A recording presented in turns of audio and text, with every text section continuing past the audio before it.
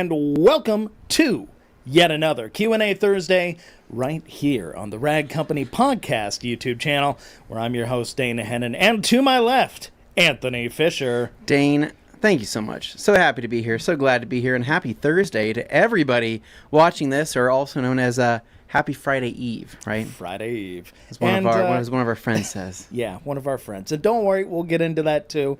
But before we do that, housekeeping. What's going on in the world of TRC other than the obvious, Anthony? Other than the giant, obvious elephant not in the room? I gotcha. Okay, things happening. Next week, you might want to keep an eye on your emails because there could be something black and something Friday-ish with a little bit of cybery and maybe some Monday-ish stuff in there, heading into your email if you sign up for the Rag Company newsletter, which I believe all of you should be signed up for. And if you're not, then why aren't you? Do you hate us? Do you want us to lose the shop? Don't do that. Sign up for the Rag Company newsletter so we can. Or else we'll lose the shop. So we will lose the shop, right? We want to keep this thing going, right? We want to be passing off that detailing knowledge, and of course, be doing this every Thursday. So support us in supporting you with buying some stuff, right, during Black Friday. So Next week, that's going to be a thing. Doorbusters are going to be amazing. So actually, for what it's worth, I probably should address this now because the sale or the thing. Oh no! The thing is actually starting on. Didn't hear that word. Not sale. By sale, I mean it's a sale. It's going to be starting on Wednesday. Potentially, right, if you're signed up for the Rag Company newsletter. And for people wondering, there is going to be things that are going to bust the doors down. Some might call them door busters. Are you saying we have to replace the hinges after people see these? Oh, absolutely. Some of these deals are so good. So good that I don't think we've put a limit on them, but we probably should. So door busters, there's going to be some kits that we put together as well, some curated kits. So Wednesday, plan on that. And then obviously we'll go live next Thursday. We're going to talk about it and we'll be able to highlight everything. But just know that's a big thing that's coming up. We have return from SEMA, which is the other big thing. So we're open for SEMA questions, whatever you guys want to talk about. And yeah, this week is kind of just the calm after the storm, I should say, or the calm before the storm. I don't really know how to phrase that. Yeah, and I guess for those of you who are watching at home and you're like, oh my God, this thing, it's huge. It happened a little earlier for us. Obviously, we've had a little more time to process and all that compared to how you guys I've already cried. Just had the opportunity to find out, whereas we knew for a little while, and that was hard. But for those of you wondering, the last show you would have seen Levi on was the Halloween episode. So if you didn't watch that, when you're done with this, you can go back and watch that. Yeah. He knew it was his last show, but you didn't. So that was just out of fairness to him. But here's the deal. Yeah. If I know Levi Gates, if I know a Master of Shine, he's in these comments right now. And if he's not in these comments now, he's going to be checking this out later. So make sure to give him lots of love here in the comments because I'm sure he's going to want to come back and read everything. So, yeah, we'll jump into that. We'll get into that. But for the most part, other housekeeping things, it's just getting ready for the stuff coming up next week. It's kind of getting our feedback from SEMA, literally getting our feedback. And that's kind of it right now. Trying to think. There's been a lot of new products that were kind of featured in SEMA, so we can talk about those today, kind of give you estimated release dates, or at least from what I know. But for the most part, we're glad to be back. We're glad to be doing this. And we hope you guys are in for a good show. Well, and I'm with you guys. I'm going to be asking him SEMA questions because I missed out just like you did. You did miss out, Dane. You should have been there. I should have. Gabriel took your place. I found the kindness in my heart to say, you know what? For just this 1 year, I'm going to give up my spot. I've been going for years on years on years, better part of a decade. Let's give somebody else a chance. Is it true what they say? And that chance was given to Gabe Garcia because he always wanted to go to SEMA, but he never had the opportunity. And I thought, he knows how to run a live stream. He can do some of the stuff I do. In fact, he's pretty good at it. So I wanted to give him the opportunity. And also, let's be real, I wanted him to see what it's like when you're actually on the road. See, we have this thing where we're told when we come back, oh, hope you enjoyed your vacation, when in reality, it's hard work on the road. I don't know if you noticed this, Anthony, but when we go out there, we actually do work pretty hard. I almost made Gabe carry me.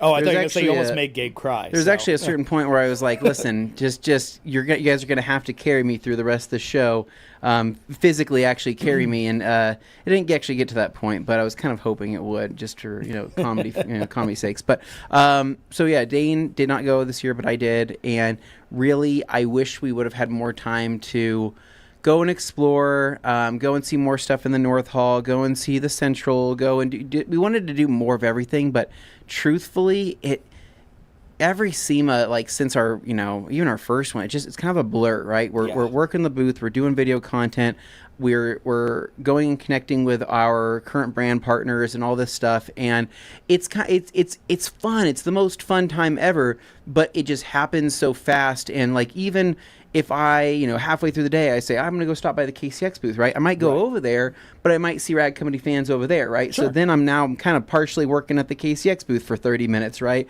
And then on the way back, I might stop and say hi to Ian at Autofiber, or I might stop and say hi to Chris over at G-Technic, or Dr. G might grab me. And because of that, the days go by quick. They're still long, but before you know it, I go, holy crap, the week's over. Right? Did I accomplish what I wanted to? And I think I did. I think I did. I think we all did as a team. I'm super proud of our team. We, it was Gabe, it was Josh Brodel, it was Matt Marsh, it was Shane, it was John Green, Josh Petro, it was your parents, and your brother, Corey. Yeah. And you know what? Am I missing? I heard from a number of people who are in the industry who hadn't met him before and stuff. They said he pulled his weight. So I wanted to make sure people knew your brother it wasn't did, a Nepo hire situation. He was there to help, and he actually did. So no, he did a really good job. In case you hadn't noticed, that guy is smart. He's a smart cookie. Real bright. We we had a lot of there's a lot of students there this year, right? We saw a lot of students that were on certain kind of not I don't call it a field trip, but college students that were there for their a technical technical internship thing, whatever it is. Okay. And so it was funny. So whenever I saw some of these kids, I was always grabbing your brother. I'm like, hey, talk engineering with this guy. Talk to this guy, and then the guy who's a student is like, can you be my professor? Yeah, so it's pretty cool. But no, our team, we killed it. We did such a good job. Super proud of everybody. We all put in a ton of work. From setting up the booth, which I did not do any of the setting up. I did a lot of the watching. But from all the team that set up the booth, they got everything put together really fast.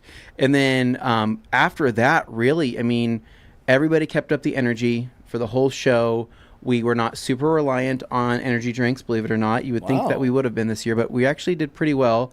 Dunkin' Donuts, coffee, and some midday, lunch whenever we could fit that in. Food court, really, I imagine. Yeah, really kind of kept us going. And this year we stayed in a different hotel. This year we stayed in the Resorts World, which was I heard it was quite nice. Oh my gosh, it was compared to our accommodation. Let's be real. It's incredible. People need to understand, when we started out this venture, the first time we ever went to SEMA, and for several years after that, we used to all rent a house together as a team. Mm-hmm. We just basically live like one big weird fake family for a week. It's true. And people get their rooms and stuff. One year I literally had to sleep in the closet. You did. I'm not excited to say that, but that's just the reality. You did have to sleep in a closet. Didn't have enough rooms, and a walk-in closet. As usual, I said, "Fine, I'm a little shorter than the other guy. I'll make a sacrifice." And I slept on an air mattress in a closet, except the air mattress wasn't really that great. And then one year I had to sleep in the same room as Pan, the organizer. Team No Snore, Anthony. Believe it or not. I know people may not know that story, but me and Pan roomed for a couple days. Me and Pan, the organizer, which is hilarious. And so funny. And Dane was kicked out to sleep on a couch with a bunch of fake animal fur, so we called it the Dane of Thrones couch. So when he would lay there surrounded by all this I don't know, it was cowhide fur and all this other random crap. There tiger fur things everywhere. So when he was laying there, he literally looked like real Alexander the Great type stuff. It looked like some Alexander the Great Empire stuff. I don't know. It was, and I'm like, what the heck is going on? So anyway, the whole thing was hilarious. Oh, my left ear just started ringing. I got tinnitus in this ear apparently out of nowhere. So there we go. I think it's gone. So no, the whole thing was just hilarious. But we now have a place to stay, Resorts World seems like the best go-to. We were staying at Westgate previously to that, and Westgate's not bad. It's a fine time. There's like the Benihana inside there, which me and Dane love going to. But it's an older hotel, right? So that the casino and everything, it's just really heavy. It has character. It's really heavy with the cigarettes, really heavy with the decades Elvis-y. of character. Yeah, decades of nicotine and built within the carpets. You could just go lick it. No, we like the Westgate, but really the Resorts World is like a whole nother world of like nice. And so we highly recommend it if you are listening to this looking for somewhere to stay next year for SEMA. Okay. Resorts World seems to be like a pretty cush spot. So right. Let's do this. Yeah, comments. Let's start off the comments. I'm starting things off with Aaron Bauer here. Okay. Got him. Would love for Levi to sign off in chat or live. I know. Buddy. Well, we can probably figure something out for that. People who were watching a couple weeks ago in the Halloween episode didn't realize it, but that was their chance. Yeah, and keep in mind, it's not like we did this on purpose. No, you guys. Levi is very much still around. Yes. So Levi could stop in right now if he wanted to stop in right now, which he could very well in the future here in the next little bit. Which it's not like he's just gone forever. So just keep that in mind. Next up here, we've got the one who shall remain nameless, which this year this episode we are going to call him Alexander. Oh, going with Alexander. Okay. As of Alexander the Great. Alex we just talked about. is too informal. We need to go full Alexander. Good afternoon. Happy Friday, Junior, from the sunny and chilly south coast of Massachusetts. The SEMA coverage was good. Thanks, guys. Great job on that. It was on that. Good, not great. And I understand. Sorry, I said great job. He said good job. No, I know, but the Thursday... That was hot garbage. Was rough. I'm sorry for everybody. That was all connection related. All connection related. That's what that was. We need to strap a streamer backpack. Well, it'll be me next year doing that part. Yeah. So it'll be back to you and I.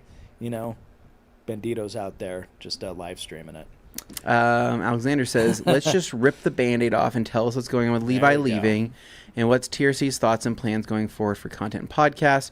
Maybe y'all can rotate some other people. Mm-hmm. So that's a great question. Let's get straight into that. So Levi leaving, we all knew about this for a few weeks now. And we were just like, whoa. Oh yeah, totally. When he said it didn't feel real. No, yeah, like I ugly cried, right? Like I totally ugly cried. Like it wasn't, like, it was heartbreaking. So, but we're so proud of him and we're so happy for him, and like we think like this opportunity is just gonna be amazing. He's gonna kill it. He's always loved car washes. He's always been like. Say, you have to understand his past to know that this is not just an out of left field thing. He's always loved the idea of being involved with. He's always wanted to be involved in a car wash 100%, and so he jumped at this. So he's off to obviously work with a bunch of amazing people. Dylan's amazing. The Driesens, the owners of Auto Wash, are amazing Absolutely. people. They're so kind. They're so fun, and I think he's going to totally thrive. But the thoughts there is that we're all happy for him. We're all sad. We know that he can't be replaced. We know that it may not feel like it'll be the same, right? But we don't know what that can turn into, right? It could turn into something as a maybe a positive thing, but like we're still going to obviously have a relationship with Levi. He's not going anywhere. we still have our group.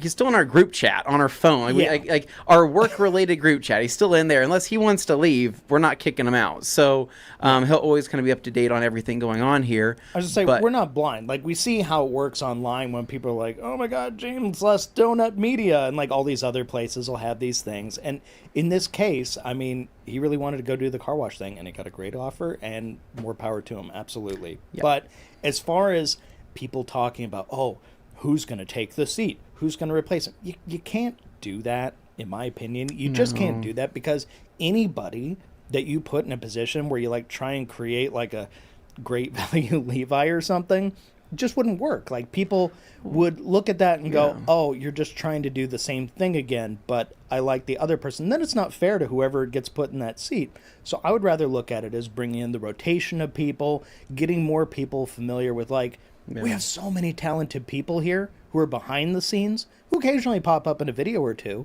but it'd be cool if you got to know them a little better. Between Gabe and Brodel and, Lucas, all these guys out there, there's a lot of great options for people who can come in and kind of hang. But the reality is, if you love Levi, you can go check out the Auto Wash stuff. We hope you stick around here too.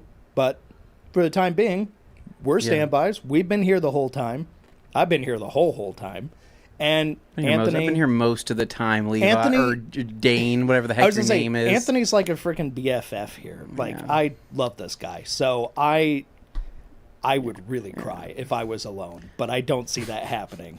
I'd really cry if Anthony left. Levi, I'm okay-ish a little bit, but Anthony would. Levi and I have our own relationship. Sometimes, I'll be real, he was like an annoying older brother to me, but I do love the guy. Levi's probably watching this right now. I know, and I want him to hear it, but I love him Levi. At the same time. Levi's my older brother that is gone off to college, is what he's done. He went off to college. He's gone off to college. I'm like, okay, we'll see you at the next, family meeting. See at Thanksgiving. Maybe we need to start going to the car wash show, Right? So, yeah. But we're not going to force anybody into the seat to replace him. Like, that's not the if something naturally happens, and something is naturally going to happen. But we've kind of done that before, where we've taken somebody and we said, hey, we want you to be a part of this, right?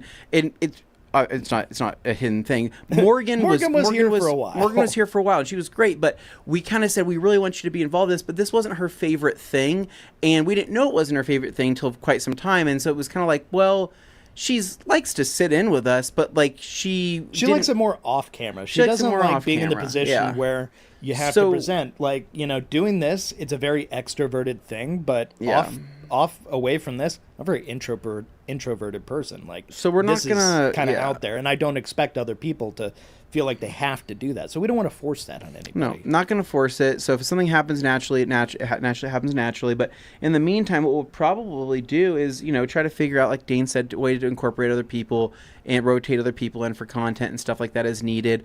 Obviously, we know that Sid's just like a hop and a skip away. She'd probably love to be in with us every once in a while. We've got, again, Lucas, which is great. We have Josh Brodel, which is great. Petro's always happy to jump in. Petro's always happy to jump in. So we have a lot of great people that definitely know our kind of core values and know kind of the lore and all of that, and that's like the best thing, right? Is to keep the running jokes going and keep all the fun still happening. But who knows? Keep us on that one. We'll keep the lore going because we live it, we breathe it. It's we have the book's been written for the most part, but it's still going, right? It's like it's a Jack Reacher situation where you got like 50 freaking books, and the novelizations and this is just a different Jack Reacher book right now. The original author died, and somebody else is writing them now. But it's no, fine. We don't want it to be like the Dune series, Dane, because the sun sent that crap to a weird place. Well, so, we don't want to do that. Yeah, not the human worm. No. How do you ruin that, right? Anyways, moving on. Next question. Oh, look, it's another one.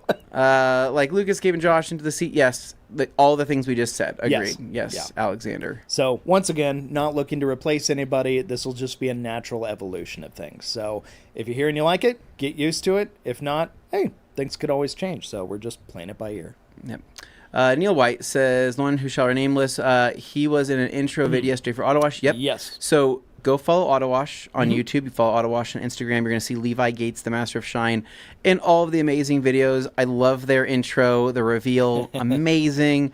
They did a killer job. They look a lot alike in that video, and a lot of people are commenting on it. They're like, okay, so the short hair, the facial hair, and the tats, like you're all set up to just be a couple of brothers. They look like brothers. Dude, they've always looked like brothers. I mean, like, trust me, especially when they were in Dixon flannels together. Well, their love of like GM vehicles and stuff, like it just carries on. The love runs deep. But and then shout out to the Auto Wash team on their editing, right?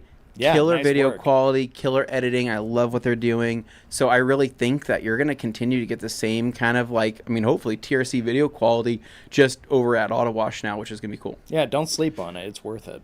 All right, next up, we've got Dan Pfeiffer. Good afternoon, word up from Minnesota, USA. Happy Friday Eve, TRC gang. Levi is a huge loss, but happy for him and his family. Where do I send my resume? Yes, resumes will go to Levi at theragcompany. I'm just kidding. That email is no longer valid. I think it actually is still valid now. Well, somebody wrote an email to him the other day, and I was CC'd on it, and I looked, and I had to write to that person saying, I'm sorry if you wrote this expecting him to respond, because I don't know if he's going to see this or not at this point. He probably has a new email now. But point is, we'll pass word along. Yep. All right. Next up, we've got... Oh, that's just me. Just you, Dane. Telling people to post in the chat. Hello, TRC team. Hey, Umberto. What's going on, man? And next up here, David Boyce says, I ain't sugarcoating this. Welcome. Doesn't seem appropriate today. It's more like a sadness to all the viewers. Like, we got punched in the stomach. I'm sorry, David. It is... it's true, dude. I mean, like, straight up, like, it is sad. It will not feel the same here without him. Like, honestly, like, it's just been a couple days, but just him not, like, telling us about, like stories from his, like, childhood, like, first thing in the morning at 9 a.m., or him, like, being like, you don't think you understand how much we reminisced of old stories, or we brought up stuff, but Levi he could always interject with a story that was almost completely unrelated to what we were talking about. But he would force it in anyway. He would force it in. Like, I could be like, dude, so, like, I had this ice cream the other night, and he'll be like, 1985, right? He's like, I was 4 years old or 5 years old. He goes, this ice cream joint down the street, right, in Boise, being here as a resident of 900 years. And I'd be like, well, I was just trying to talk about this one thing, but then we went into this now we're talking about something completely other different. Story, and it was always amazing. It was always fun. With guys named like Crow and Dirty Dave and all these things. Crow, Dirty Dave, and you guys don't even know half these stories. So I think what I have to do is I need to get these stories from Levi, and then I'll have a book. And maybe every Q&A I will read one story out of Levi's just to feel like, he's still here. It's just a little bit of lore, just a little bit more lore. But there's stories that you guys don't even know about my past or Dane's past, which maybe I don't know if those would necessarily add to the lore. But we've all had lives before this, but Next up, funny. We've got Dan Pfeiffer. My annual post-SEMA question: what was each of your favorite new products from SEMA? I'm very interested in PNS Reflect.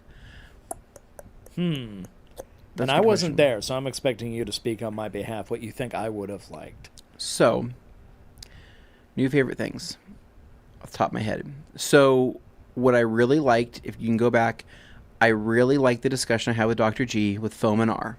Okay. That was him kind of explaining things and telling me, like, the versatility of that. I was like, this makes a lot more sense now. Because initially when it came out, of course, you're all thinking like, oh no, it's a gimmick. Well, I just don't want I don't want a bunch of detergents and stuff like that, and I don't want a bunch of like surfactants being left on like the surface like that. That works a certain way, and you love it because it works that particular way, because it doesn't have like all the surfactants and stuff in it, and then you add that, you're kind of like, well, because it's not the product that I love anymore. Polymers being left on the surface, cool, whatever, right? We're all used to that. It's never if we have another conversation about what's left on the surface, but like I was initially like, well, what the heck, but after kind of learning the science behind it, I felt like, wow, this is actually a really, really cool product. I think this is going to fit a lot of people's needs in that middle ground between like transitioning between rinseless and soap. That was cool. Let's see. What else was I a big fan of? I was a big fan of the Metrovac portable vacuum. Very excited about that. Dude, well...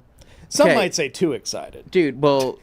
Honestly, like for me, that's like the perfect thing right now, because I don't really want to have to go grab my big shop vac with my big hose and wrangle that thing and have to do a whole interior detail with that on any of my cars, because my cars are pretty well kept still. But like that's amazing, because like I was looking at it and like this thing weighs nothing. Like that's what I was curious about, was what does it weigh? Because you were picking it up and it looked like so light in your hand. Dude, it was like a couple of pounds. It was like literally 2 pounds, 3 pounds. I don't know what it was. So it's essentially like dustbuster weight.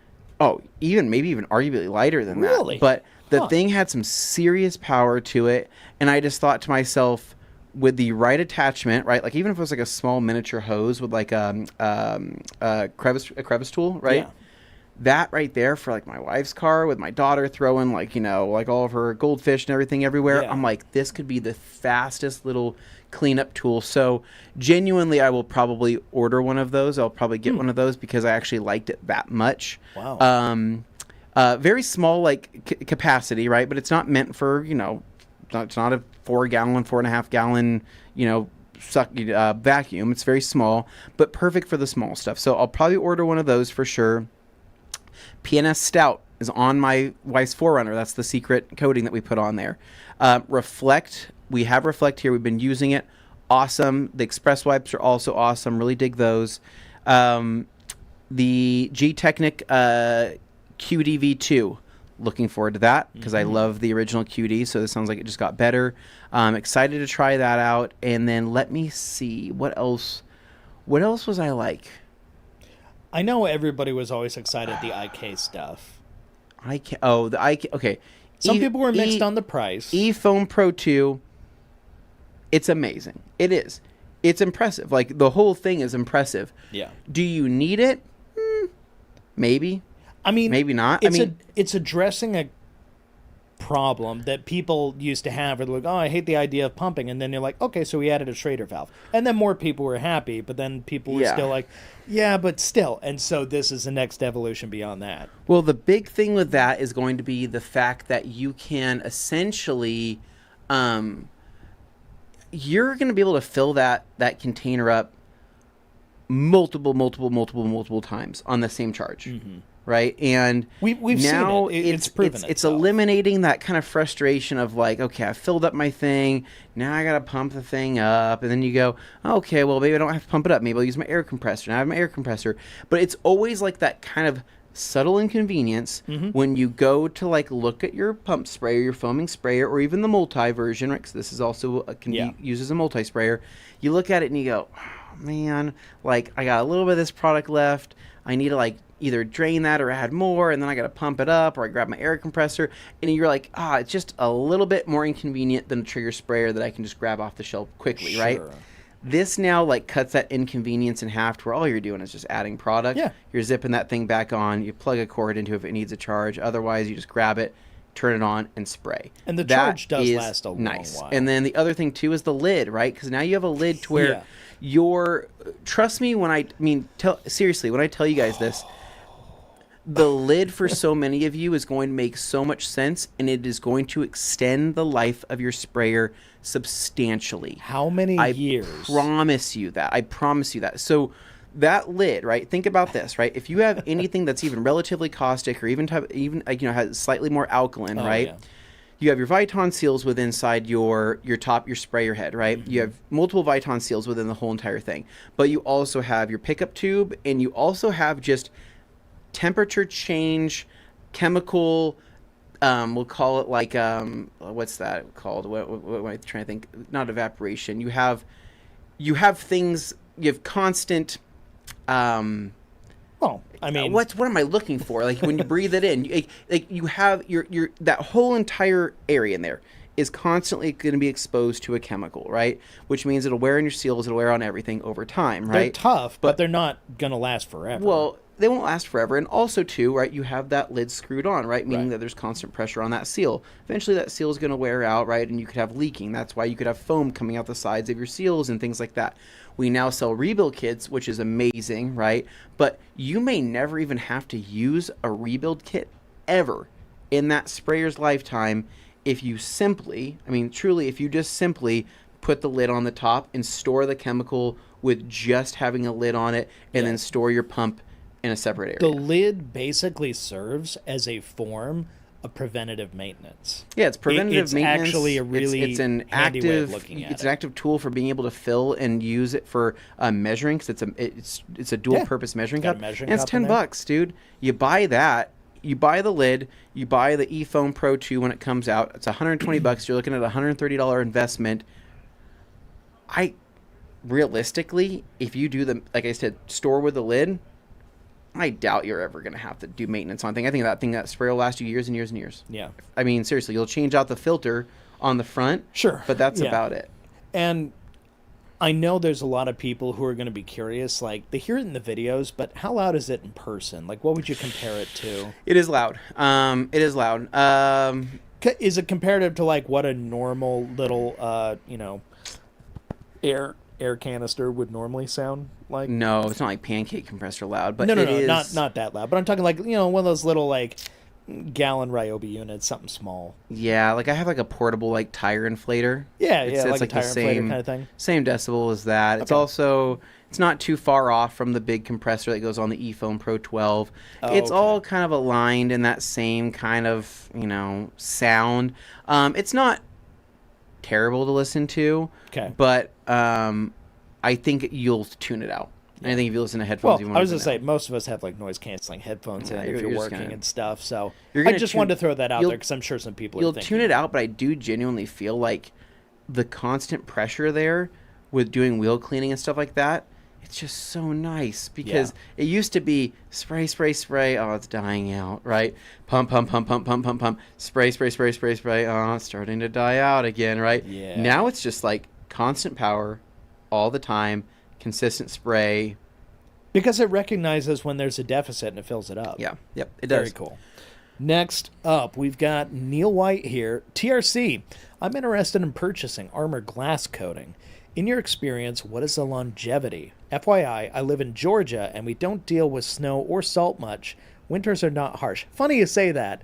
The last time I remember going to Georgia, Anthony and I had a time. Yeah, torrential downpour, dude, and it was like crazy. And then it snowed. Then it snowed, but the torrential downpour, we couldn't even see out of the windshield. It was so crazy. It was nuts. Like, I've never experienced rain like that before in my life, like where you truly can't see. And we actually had to go to Noxie's shop to actually go, like, we actually used like the WoWo's. We used WoWo's crystal sealant. Crystal sealant, dude, and that worked like awesome. Transformed our driving experience there while that was available, of course. But I would say it's gonna last you a while. Depends on how much you're gonna use your windshield wipers and whatnot. But we have Lucas that's had it. He's had it going on for 2 months now on his Mazda Speed. I don't have any of the coatings on any of the glass coatings on my vehicles personally, but I would guesstimate you're going to get probably around a year, a decent year out of it. But it's easy to use. The new V2 is much easier to use. Old glass coatings were a pain because it's like this multi-step procedure you got to go through it. Nowadays you can do it much simpler. Super simple. Yeah. But I'd say go for it, Neil. I'm surprised you don't have one on your cars because you're like anti-windshield wiper use. So no,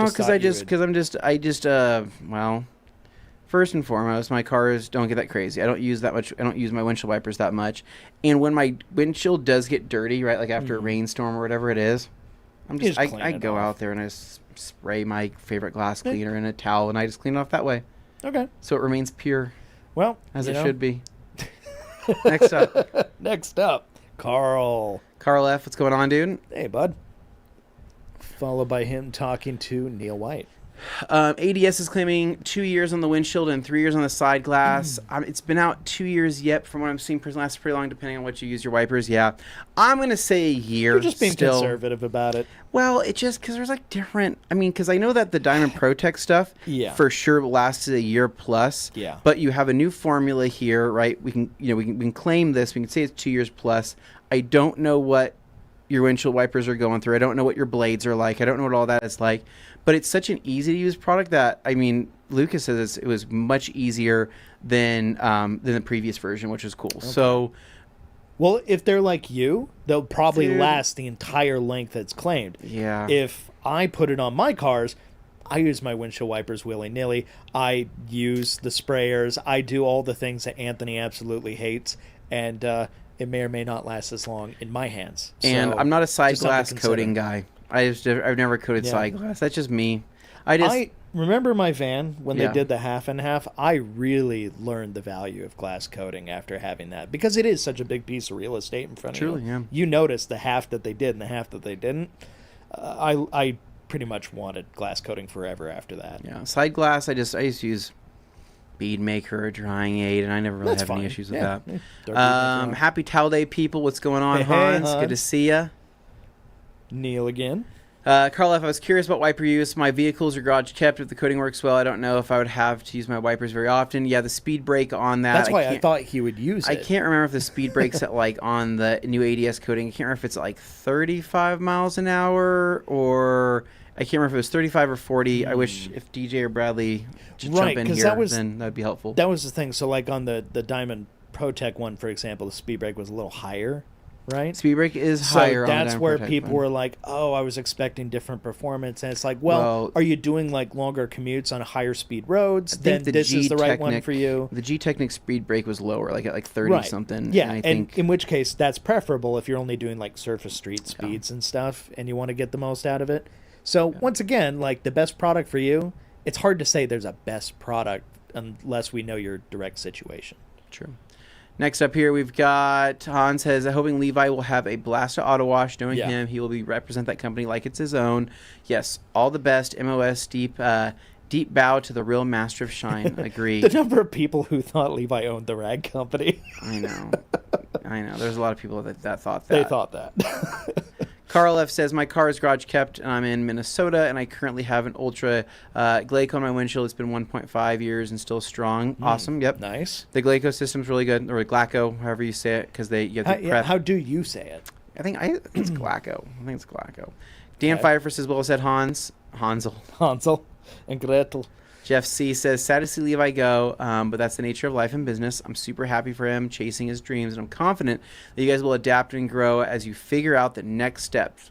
Onward. Yes. Yeah, I don't want to scare him, but remember, there was a time before you guys were here that I know all about back in the ancient times. Ancient times of Dane, yes, but we will grab our polishers the ancient times. Aim them forward and onward. Oh, man. Nice to know, Carl. I've heard a lot of great things about Glaco. Yep. Next up, we've got... Oh, boy. Are we this far back? Oh. We might there be. We go. Jeff C. Now that the cat is out of the bag with Stout, Anthony, what are your thoughts and impressions of the coating compared to the previous coating that was on your Toyota? Mm-hmm.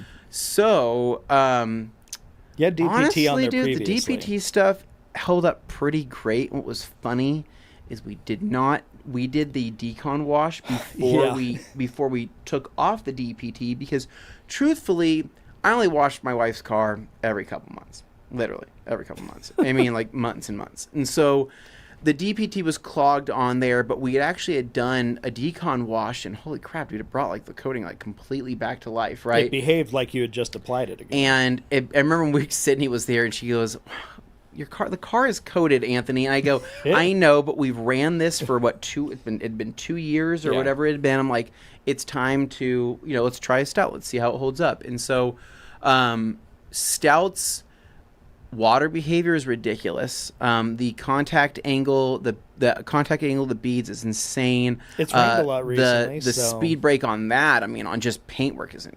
amazing. I haven't washed it since. Wait, no, I did wash it. I did a water wash, and I did a rinseless on some of it, so that's a lie. I have not pressure washed the car completely from top to bottom. But you hand washed it. But I did, I rinseless and waterless some areas on it, so I can't say I didn't wash it all. But I have not done a full wash on it. I was actually saving it so we could do it here in the studio. But all the water behavior I've seen from the rain itself, crazy. Crazy to see that car in the morning with the rain on it, because it's just like perfect beads everywhere and nothing sticking to it. Like your horizontal spots are going to have, a little bit of some beading, but the vertical spots there's almost like nothing there. Nice. And so I blow dried it a few mornings where we had some rain, and awesome. Yeah, you're not left with water spots. I think Stout will definitely be. Pro level results for sure. So based on that, because I know a lot of people were asking when it came to Stout, well, okay, what happens to Legend? How does it fit into the scheme of things now that Stout's here? Is it a replacement? Is it an alternative? Is it fit somewhere else on the scale? Well, Legend's going away, and that's what I was going to say. I'm asking hypothetically for the audience. Legend will slowly be transitioning outward with time, right? And Inspiration Stout will be like the new staple, right? In terms of like, this is their professional grade coating. Inspiration Classic still going to be around as far as I know. Inspiration View is still going to be around as well. For glass. And Lucid, and will be around as well. So the rest of the Inspiration stuff's not going anywhere. It's just the addition of Stout, and then Legend will be. So it's an evolution. And the part that I understood from the guys, which I actually, on this channel, this is a podcast channel after all, in a few more weeks, I hope to have the interview that Levi and I did, so you'll see Levi again on the channel here, had with Bob and Dave. A great conversation. We talked a lot about Stout and how it fits in the lineup and some of their old stories and things, so just want to give people a heads up to expect that in a few weeks. But as far as it goes, I think a big thing they concentrated on was the ease of application because it is kind of getting more towards that pro level kind of product. But if you can improve ECUs on something that's at that level, that's really awesome. So that is something to be mindful of. Joey Belinsky said, I had such a blast with TRC team at SEMA that I forgot to take a single photo together with y'all. Every picture would just be him cut off at like the chest. That's true. I know you guys really need to do a size comparison of Joey Belinsky and me to see that he is a Jack Reacher sized man for sure. He's very tall. I will give him that. Towering over everyone. Anna Longfield, what's up, everybody? I just got up. How's everyone? Time for Q&A and breakfast. Breakfast. Where's it breakfast time? Living the good life. Yeah, breakfast in the afternoon. Seems that a little nice. Brunching it up. French toast sounds pretty good. That does. All right, Carl. Dane, read this.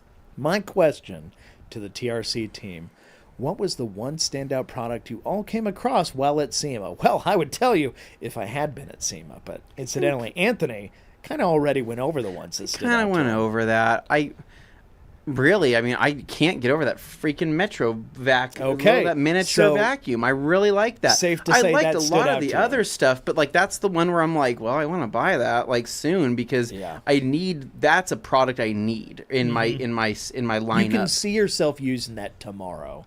Correct. Yeah. Yeah, agreed. Okay, safe bet. Oh, our friend Alex Dewar here. Hello, TRC fam. Happy Friday Eve. A little different looking, but excited for the future. Now, agreed, Alex. This is not the first time you guys have seen a Dane Anthony episode, but you're going to be seeing a lot more of them going forward. That is the way it's going to be. We're gonna hold the fort down. Bring people in too. And we're gonna bring some fun people in. I think that you guys are gonna enjoy this. I think it's gonna be exciting. I really do. No, for real. Next up, Anna Longfield. Did y'all hear about the Stoners indicatorless and odorless iron? Yes, I did. We saw that. We stopped at their booth. We also have wipers now. Sweet. Me and Rich, we get along really well, and it was cool. He's fun. Rich is a fun guy, dude. He's super cool, and he hooked me up with some little Joes. So I had some little Joes for the road. I'm jealous. I know, you should be, Dane. I got myself some the blue raspberry slush little Joes. They're adorable. Next up, we've got more Anna. Anna says, I have friends that work in aerospace. They use Glaco 99. Okay. Is that? Do you mean Soft 99? Soft 99? Is that what you meant? Possibly. Anna? Anton says, hello, RC peeps. What's going on? Anton. And bunch of back and forth conversation here. Moving along. So that's page 6. Let's go to page 5. Oop. I got Carl saying, I can't do another mystery box. I just got 4. Nice. Hopefully you got all 4 of them and not 4 of 2. I mean, that would be a missed opportunity. Yeah. If you just got, I'm going to get 4 boxes, but they're all going to be the same box. And hopefully you guys like, I really like the mystery boxes that we did I've for heard the sale. Nothing but compliments on it. Even from a person who's like, I already had all the products in here. They were happy because they were all products they liked. Yeah, I think it was a good mix for sure. And so people get a little jaded with mystery boxes sometimes because they feel like they're just going to give me stuff they don't want off of the clearance shelf. No, dude. You work hard to try and offer people something that will be worth their while, that they're going to like. Everybody got ADS. And be interested in. Everybody got ADS, which is, you guys, I mean, you'll love every ADS product you got in there. I mean, truthfully. Shout out to the ones that got the Hero rinseless inside there. Did we ever find out, like, golden ticket stuff, like how people did? I haven't heard feedback from the golden ticket. I'd like to find out, so maybe I can ask and see. A reminder for people, how would they know if they'd gotten it? Like their package had like gold tape wrapping on it. Yeah. So it would look unique before you even open it. Yeah, so whoever got the Rupes or whoever got the full ADS kit, all the Diamond Protect coatings. So yeah, but and then the Rip and Rags were also in one of the mystery boxes as well, which is sweet. 30 count of those. I'm trying to convert. Everybody needs to convert to the gospel of the Rip and Rag. It's amazing. It should just be a no-brainer. It's like you don't even think about it. You just have them in your garage, in your shop. Because I promise, multiple rolls, multiple boxes. Dude, it's like all I use. I'm like, not for all of my detailing things, but like for just everything around the house, I'm always grabbing. Because people are going to get hung up. Why would I do that when I got these paper towels I can do? And it's like, I hear you. Rip and Rags for life. Paper, when compared against microfiber in terms of actual functionality, microfiber is going to kick its butt every time in terms of what it can pick up, what it can soak, all that stuff. It's just going to do way better. Plus, our rip and rags, even the cheap ones, are 70-30 blend. So that is That's what separates us from the competition. Our rip and rags are 70-30. It's not the 90-10 stuff you're going to get on Amazon. It's not this. It's not. They're so much better than that. So please give them a try if you haven't.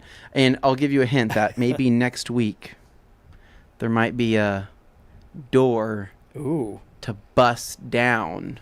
Those doors be busting. To get a roll of rip and rags. Just saying. Whoa. What? Did I say that halfway through the stream? Maybe I did. Maybe I didn't. I don't know what's going on. Quick reminder, there was a company several years ago at this point that sent us some choice towels that they said were for cleaning up oil stains that were just 100% polyester, and they were not good.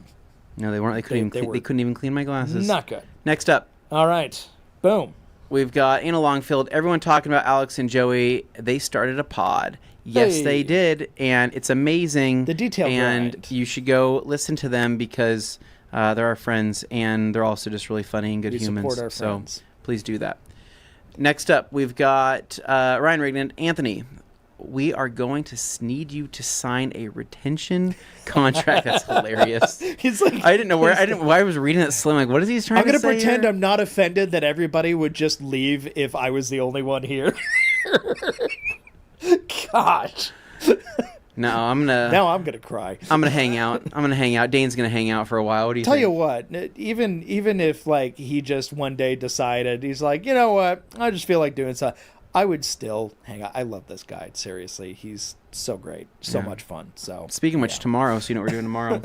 I don't know if anybody saw in the video, right? Matt's video. It was also, I think, it wasn't on our live stream, but it was in Matt's video, Obsessed Garage, on his coverage of SEMA. I ordered Swiss Trax flooring. Oh, yeah, on the spot. At SEMA, on the spot. And I did it with Tommy because I wanted to make sure the measurements were correct. And so Tommy sat down with me, and I'm like, all right, dude. Oh, he'll nerd out. I'm like, he'll get it right. Let's do this, right? And we had a deal. When they came here, they were like, hey, Anthony, if you're wanting to get some certain things, we're going to give you our employee pricing. We're going to hook you up because we love you, right? And I said, thank you. That would be amazing, right? Let's do this, right? let's get the flooring ordered. So as I'm like, ready, I'm like excited. I'm like doing Obsessed Garage things, right, which is not normally me, not my kind of thing. But I'm sitting there with Tommy, and we're working up this order. Matt pulls out his camera and goes, "Yeah, the world's cheapest man is placing an order." Oh, dude! And I'm like, Matt, you're making a little bit of money on this. He's like, yeah, like a couple bucks. And he's like, I'm not gonna lose. I was just dying laughing because I'm like, of course, Matt. This is of course me and Matt, right, with just our. You two have the funniest dynamic. Our dynamic is just we can't even support my own friend without just getting crap back from it because I didn't buy it at full price, right? But guess what? You still bought it anyway. Still bought it. So anyway, so which is funny. So tomorrow, actually, I didn't realize how fast the flooring ships, but it's going to be like 17 boxes of flooring showing up to my front door. Well, I don't want to say tomorrow because I don't want anybody coming to my house and stealing my floor. People are going to get ideas. Some flooring is coming sometime in the future, and where there's lots of cameras. So don't think about anything. True. He has lots of cameras. Don't get any ideas. But so right after work tomorrow, we're going to start installing this, and it's going to be really fun. So it's going to be me, Gabriel, Josh Brodel, Jimmy Wilkie, right? We're going to have a flooring party at my house. What? He invited me last minute. And then Dane was invited last minute. So this is the plan, right? This is going to be a good time, guys. I think this is exciting because I've been wanting to do this for a long time. We're going to pull the cars out, sweep up the garage, get everything cleaned up really quick. Josh Bro is going to help me move around some stuff. Physically, I'm not there yet to be doing all my own stuff. So that's why. So he just co-opted all of his coworkers into doing it, right? But I am, however, going to be buying some Dave's Hot Chicken for everybody, which I think everybody's going to enjoy that. And we're thinking about turning on what could be the saddest boxing, fight in eternity, which will be on tomorrow. So I'll put on the Netflix and we'll watch the fight. Mike Tyson versus what's his name? It's one of the Paul brothers. All I know is I just want to see that guy get his face. Who you voting for, Dane? Just want Tyson. Dude, if Tyson look at Mike Tyson, dude. That guy, you see his reels of his punches, it's death. Like, Yeah. you'll die. You imagine facing him back in his prime, you would die. No, you get hit in the face, but like, I'm dead, man. Like, that guy's just killing me, right? So, like, the fact that I'm seeing how powerful this dude is. He looks huge too, by the way. I mean, like, Mike Tyson looks like a absolute age hasn't really monster. slowed that guy down.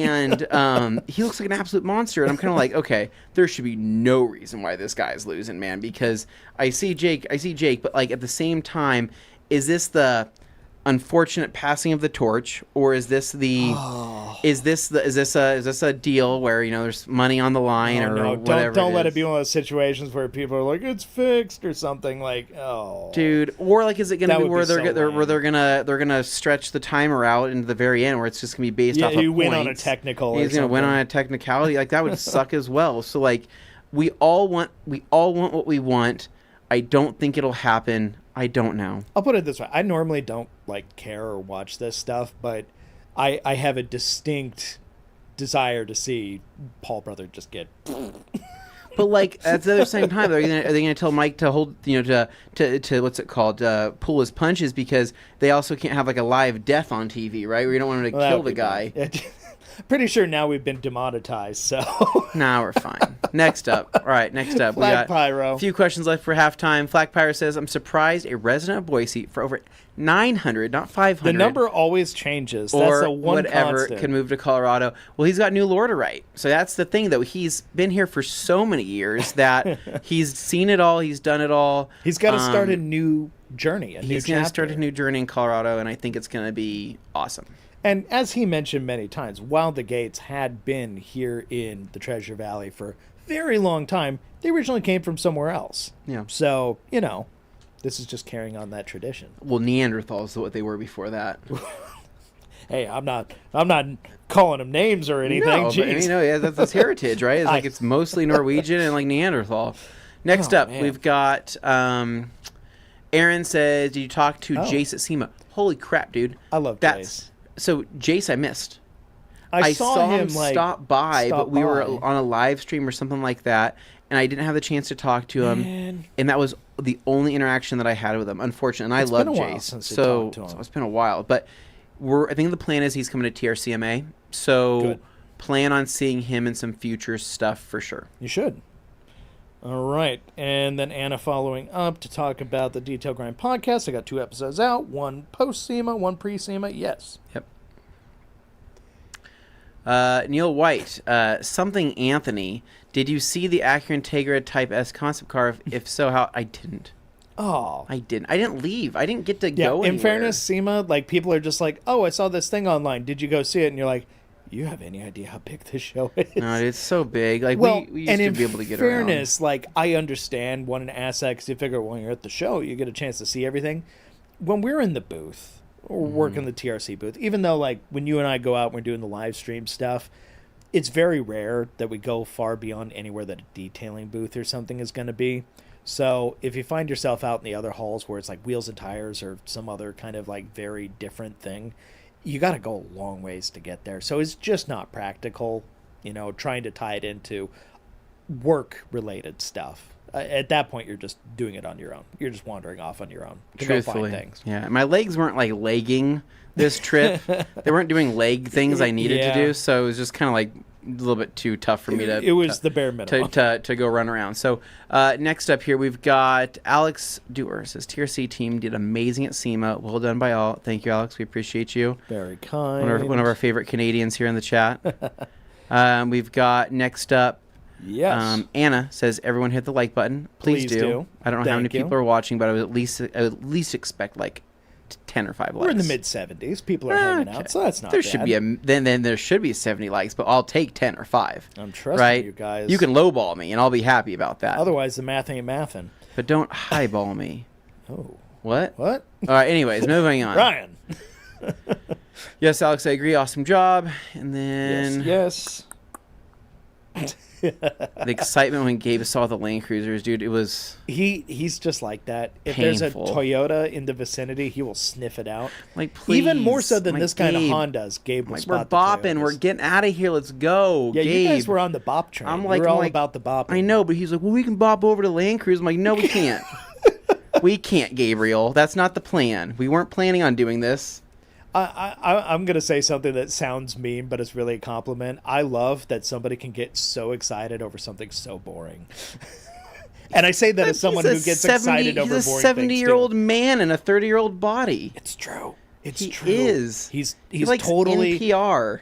Well, I was going to say more like... He goes to bed at 8. The love of, like, the History Channel shows, like, car-related, Resto. And that's not to say there's a lot of people with those interests, but it's just funny because he totally gives off the vibe of somebody that he does not look or sound like. No, I know. And that's the beauty of it. It's so amusing every time. He also makes dad jokes like he's been a dad his entire life, even though he hasn't. I know. It needs to stop. It's kind of crazy. The madness needs to stop. Next up here, we've got Spencer. Hey. Call me crazy, but my favorite part of SEMA was helping you guys tear down the booth. Spencer, really? Shout out to you. Thank you so much for helping. Spencer is he was my physical embodiment of perfect labor in my place. He was the one able to do all the things that you'd normally be doing. I don't even know. I think I was stretching on the ground, honestly. But or I can't remember what the heck I was doing. But Spencer was a super big help. And then obviously we coded a tractor on the final day on live, which was sick. That was fun. But Spencer is awesome. We always love hanging out with him. He's a good person. We're looking forward to... Wait, is this podcast out? I have his episode coming out tomorrow on this very channel. It's going to be a premiere. About time, Dane. Took a while to get it done, man. I was gone, but Nick pulled it out, so we got it.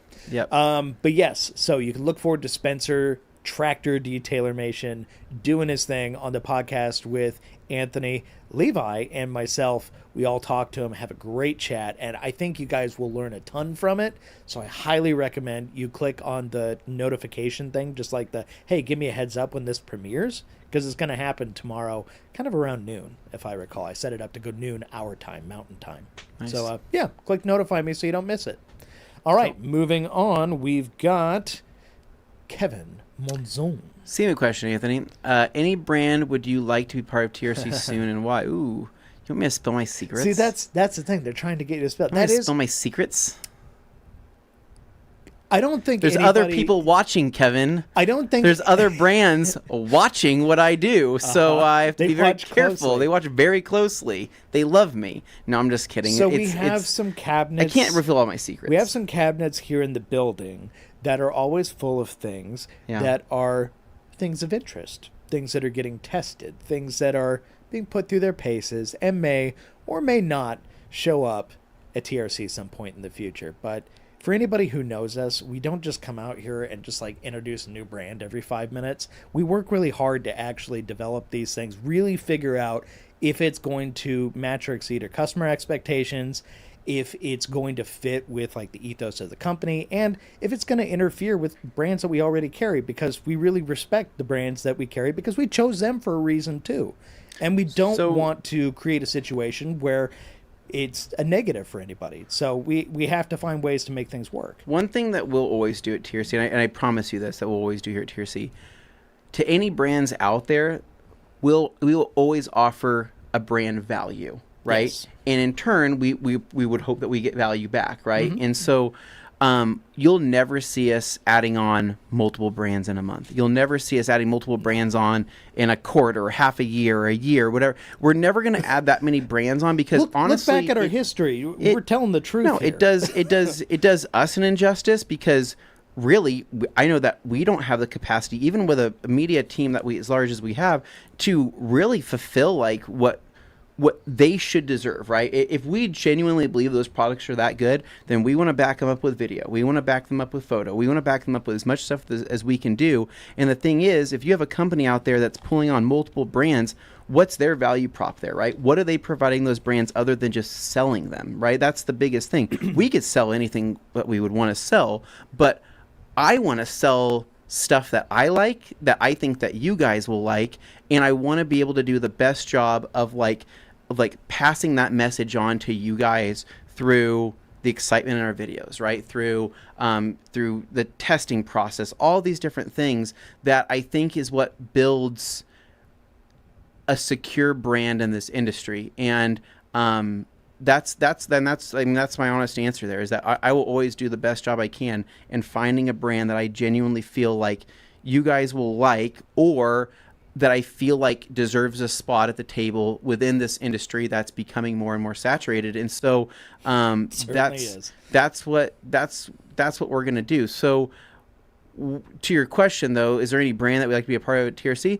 There are some brands that were there for sure that like I'm definitely would be like, that would be a cool brand to carry, but it's also kind of like I'm looking to build a relationship with a brand that we can build, that we can have a continued relationship with, that we can meet up with at TRC, that I can constantly talk to the brand representative, that we can build this long-term relationship that that's going to be best for everybody. And some of these other brands, truthfully, are willing to work with, I don't want to say too many people at one time, but you have a lot of people that want to have the same dates, right, for the night. And and when that happens, it dilutes what we can do, right? And it, truthfully, if there's a brand out there that's already being sold by all these other people and stuff like that, and I feel like I can't add any value to what that brand truly represents, then I feel less inclined to want to bring that on, even if the products are truly best in class. And I'm always looking for the best in class stuff, but I'm also looking for something that we can provide feedback with, right? And if does my voice matter to these brands, right? If they have 50 other voices talking to them at the same time. I'll be frank, you're picky as hell, and that's I'm very good picky. thing. I'm very picky. I really value that. And part of the beauty, once again, when Levi was here, this carried on for years and years. He would look at things from like production kind of level, like, oh, in a shop we'd be using stuff like this. I'm attracted to products that do these kinds of things. And you had like the enthusiast angle where you're like, yeah, that's great that it does the bare minimum, but I'm also interested in some of these other like kind of nitpicky things, like very specific things that maybe the guys who get into debates online about products would be more in tune with. And that was the beauty of it, was we had that balance of those things. Yeah. But honestly, you said no more often than most. I said no that's a lot. Okay. That's a good thing, is to have some principles, some integrity to stand on. And that is something that's very important, because I know it sounds like we're droning on about this topic, but it's very important to us at TRC. I wanted to point out, like he's been saying, when it comes down to it, it's not just us just bringing in a brand to sell their product. It's a relationship where we want to provide value to them that they provide to us. It's a two-way street. It's not just okay, we're just going to use them and, oh, look, we made money because we sold their product, and that's the end of that. Like, that's kind of a soulless way of going about it, and I don't like that. No, we've had friends in the industry be like, hey, I have this brand, I'm your friend, so you should sell it. And I go, it doesn't work like that. We have many times in the past people hit us with that, and it is so hard to say no to the people that you care about, and it does sometimes result in less than perfect relationships down the road, and it sucks. You don't want to do that, but your integrity matters to what we're offering the customers, because our responsibility is to you and providing you with value, but also making sure that the lights stay on here. But we want to do it with integrity. We want to make sure that the stuff we carry, we feel good about, stuff that you can stand behind. And if anybody has an issue with it, we're here to talk about it. We can figure it out if there's ever kind of an issue with a product, because we stand behind them. So, I mean, it's like with that said, right? I mean, that's why we chose ADS, right, as a new brand out on the rag company, because truly, I mean, like, you look at every single one of their products, almost every single one of their products punches above its weight class, does exactly what it's intended to do, if not better than what it's intended to do. And, I mean, if you were to ask what my least favorite ADS product is, probably Tire Plus. Yeah. I mean, if I had to knock any product in the entire line, and everything's good, but I would just say Tire Plus, that's probably the one that wouldn't sit in my cabinet at home, truthfully. But everything else is so good that it's like impossible not to love it. Yeah. But that's why I think that this future series that we have coming out, with doing this more like blind product testing, you're gonna see, because I don't know what I'm testing, but you're seeing like my genuine reaction, along with genuine reaction from Gabe and Lucas, of like how these products are performing and what we think of them, and just our thought process. And what's funny is that this next brand coming out that you guys are going to see, that I didn't even know I was testing until obviously the very end, you're going to be like, wow, okay, you might, well, if you like what I like, then you might be like, wow. But if you go like, oh my God, Anthony's a crazy person, you might go, okay, he's off his rocker. But regardless, that's the one you guys have already shot. I know what's in the next one. I'm very excited to see what they do. So we're looking forward to continuing this. And but with that said, though, yeah, I don't know. There's lots of brands that I'd like to work with in the future. There's some brands that are still up and coming. I'd like to see where they go. I've been watching them closely. But as of right now, we don't have any intention just to bring on another brand in the near future, just to bring one on, if that makes sense. If we bring it on, it's because we actually gave it a lot of thought. There was testing behind the scenes, stuff like that. Mm-hmm. Like ADS, when it came on, I know I saw some comments of people like, oh, just because someone else did it, now you're doing it too. The testing that you guys do was going on long before the other thing was a speck in its father's eye, whatever people say. Yeah. The testing exists whether we're advertising it or not. No, the testing is always going to continue. But we're not always going to announce like the stuff we're working on behind the scenes. So if we look like, oh, we're an also-ran or a follow-up, just remember, like, we actually really do put a lot of thought and effort into these things before you see them. So if we're taking the time and the effort to bring this stuff out and bring it to you, it's because we actually stand behind it, and we really do believe that if we know our customers well, you're going to like it too. And if you don't, hey, maybe the next thing will be more for you. Okay, we're 6 minutes over to halftime, so we're going to go ahead and jump to a quick halftime break. We're going to grab some drinks. I'm going to go to the bathroom really quick.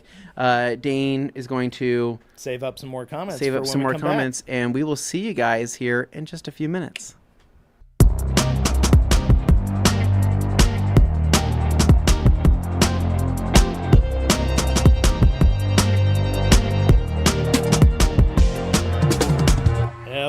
Hello, and welcome back to the second half of Q&A Thursday here at the Rag Company Podcast YouTube channel. I'm Dane Hennon. To my left, Anthony Fisher. What's going on, man? That's What's right. Thanks for being back for the second half. Of course. We've been having a fun show today. Glad you guys tuned in. Hopefully, you're getting the answers you're looking for. If you haven't, ask more questions. We'll keep it going. Yep. All right. Speaking of which, let's get them up on the board here. Starting with Aaron Bauer.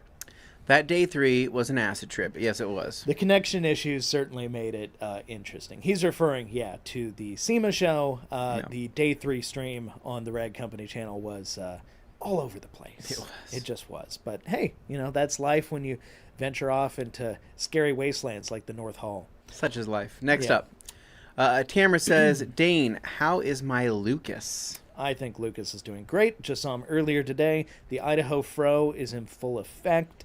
What would you say, Anthony? Sweet baby Lucas, sweet, innocent. He's a fun guy. Innocent, fun Lucas. No, Lucas is great, man. We love that guy. So you'll see him in future videos as well. For sure. Next up, we've got Joey. Rocky Iverson. I'm so glad we got to spend time together. Oh, good. Shout out to Rocky Iverson. I didn't know. Okay. Rocky lives on, but yes, no, it's Rocky Iverson. Dude. I know you guys say Rocky Iverson. Did I miss the day where Rocky Iverson was like, yeah, I live in Hawaii? Okay, I didn't know that. See, then I'm not crazy. Wait, do they want people knowing that? So it's Kino's, right? I believe it's Kino's, right? Kino's Auto Detailing. Okay. But I don't even know. Wow, you just Rocky, what the heck is your doxed out here? Rocky, what the heck is your real name? I don't even know what the heck your real name is. So I know what they want to do but here. Rocky Iverson, I didn't know that he was from Hawaii, and he brought us chocolate covered macadamia nuts. Oh, that sounds. They're in the totes. We have to get them out of the totes, but they've been in there a minute. Hopefully, it wasn't a problem. No. The totes. They're on the way back from SEMA. Oh, okay. So we packed them inside there because we didn't have enough room in the suitcase, but. Right. We got to hang out and talk with him for a while, which is awesome. And he was just like, yeah, I'm from Hawaii. I'm like, what the heck?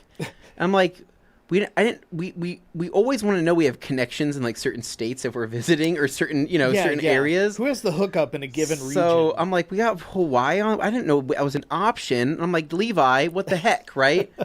We should have planned that trip last year. Well, so anyways, there might be a future TRC. Imagine captive audience. Imagine Dane, right? Yes. He's got a Hawaiian shirt on. Put me in a Chase lounge with a fruity drink and an umbrella. Bunch of Lays or something like that. Man. Like it would be like the Absolute video, but even better. Just playing the SpongeBob soundtrack in the background. No, it wouldn't be SpongeBob. Because it's all the ukulele music. No, well, we would probably have like what's his name? The guy concert I went to, not Tommy Bahama, yeah, but no, the I know who you're saying. I can't think of his freaking name. He does his all name the was like Margaritaville. Oh, no. Jimmy Buffett. You're thinking of Jimmy Buffett. I thought you were talking about the Somewhere Over the Rainbow. The guy. That's fine as well. Israel. I always say his last name is like Guacamole, but it sounds like Don't even try. Israel Guacamole. That's not right. Peanut butter cup, man. Yeah. No, it's all right. Peanut butter cup. little peanut butter cups. Aloha oi. Love that. Moving on. Yes. We've got Anna Longfield, Spencer. Deconstruction is fun. Yes. Talking about the booth. Anna does love destruction. Nathan saying what's up. Me and Nathan got to hang out. Good. Did not know. Miss Nate.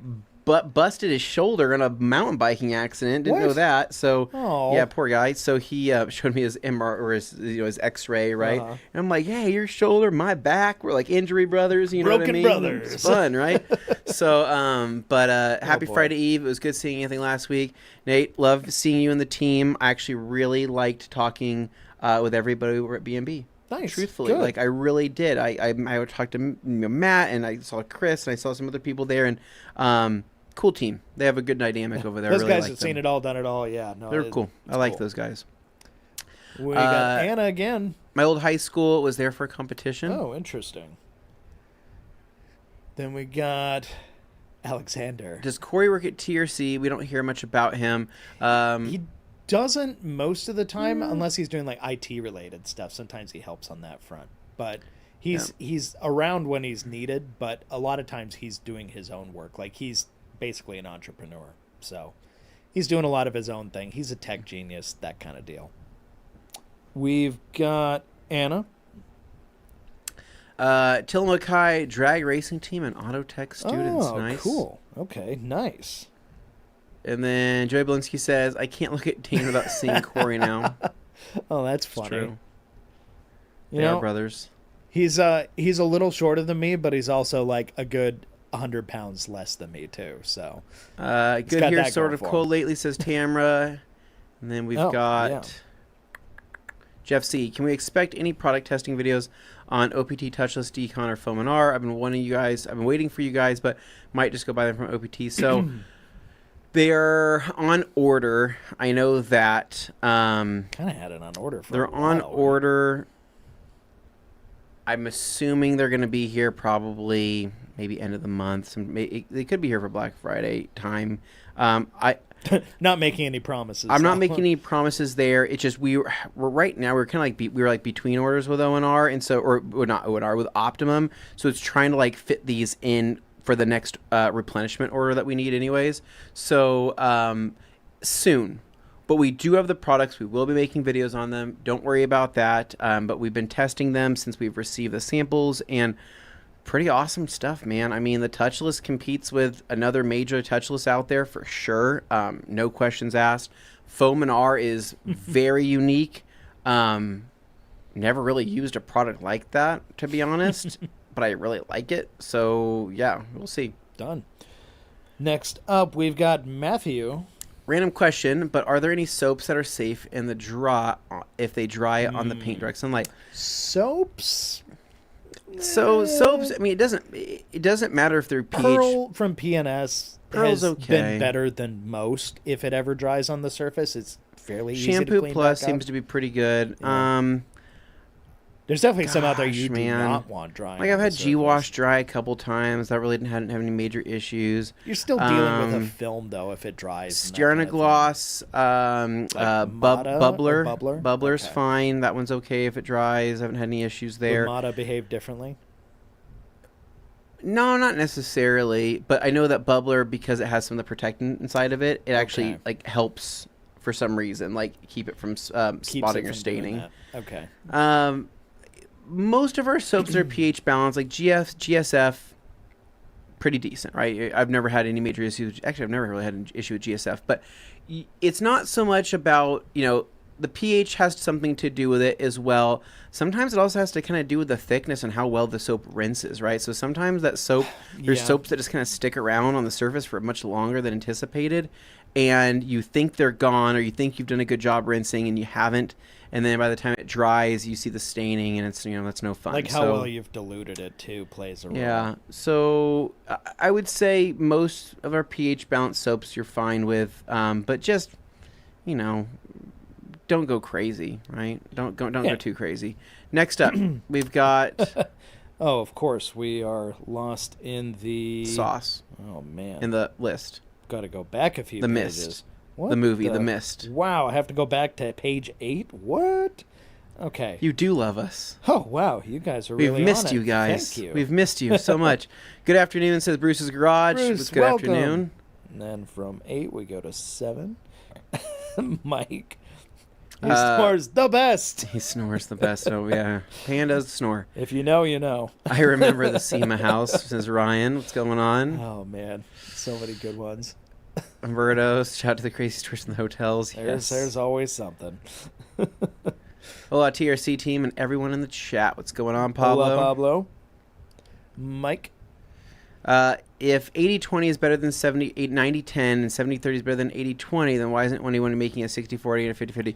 Diminishing returns. Yeah, there's a point of diminishing returns where too much polyamide isn't necessarily make the towel better, right? So I know some have tried that in the past, and if you do it, it's a marketing 65-35 is pretty much the most you want to push it, because you do need a good balance of the polyester. You have to have a decent amount of polyester in there to give that towel the body, and to give it some of the other properties that it has, right? The static, the ability to statically, pull dirt and whatnot. A lot of that does come from some of that polyester combo, and you kind of have to have that. That's why you can still have static cling from 100% polyester towels.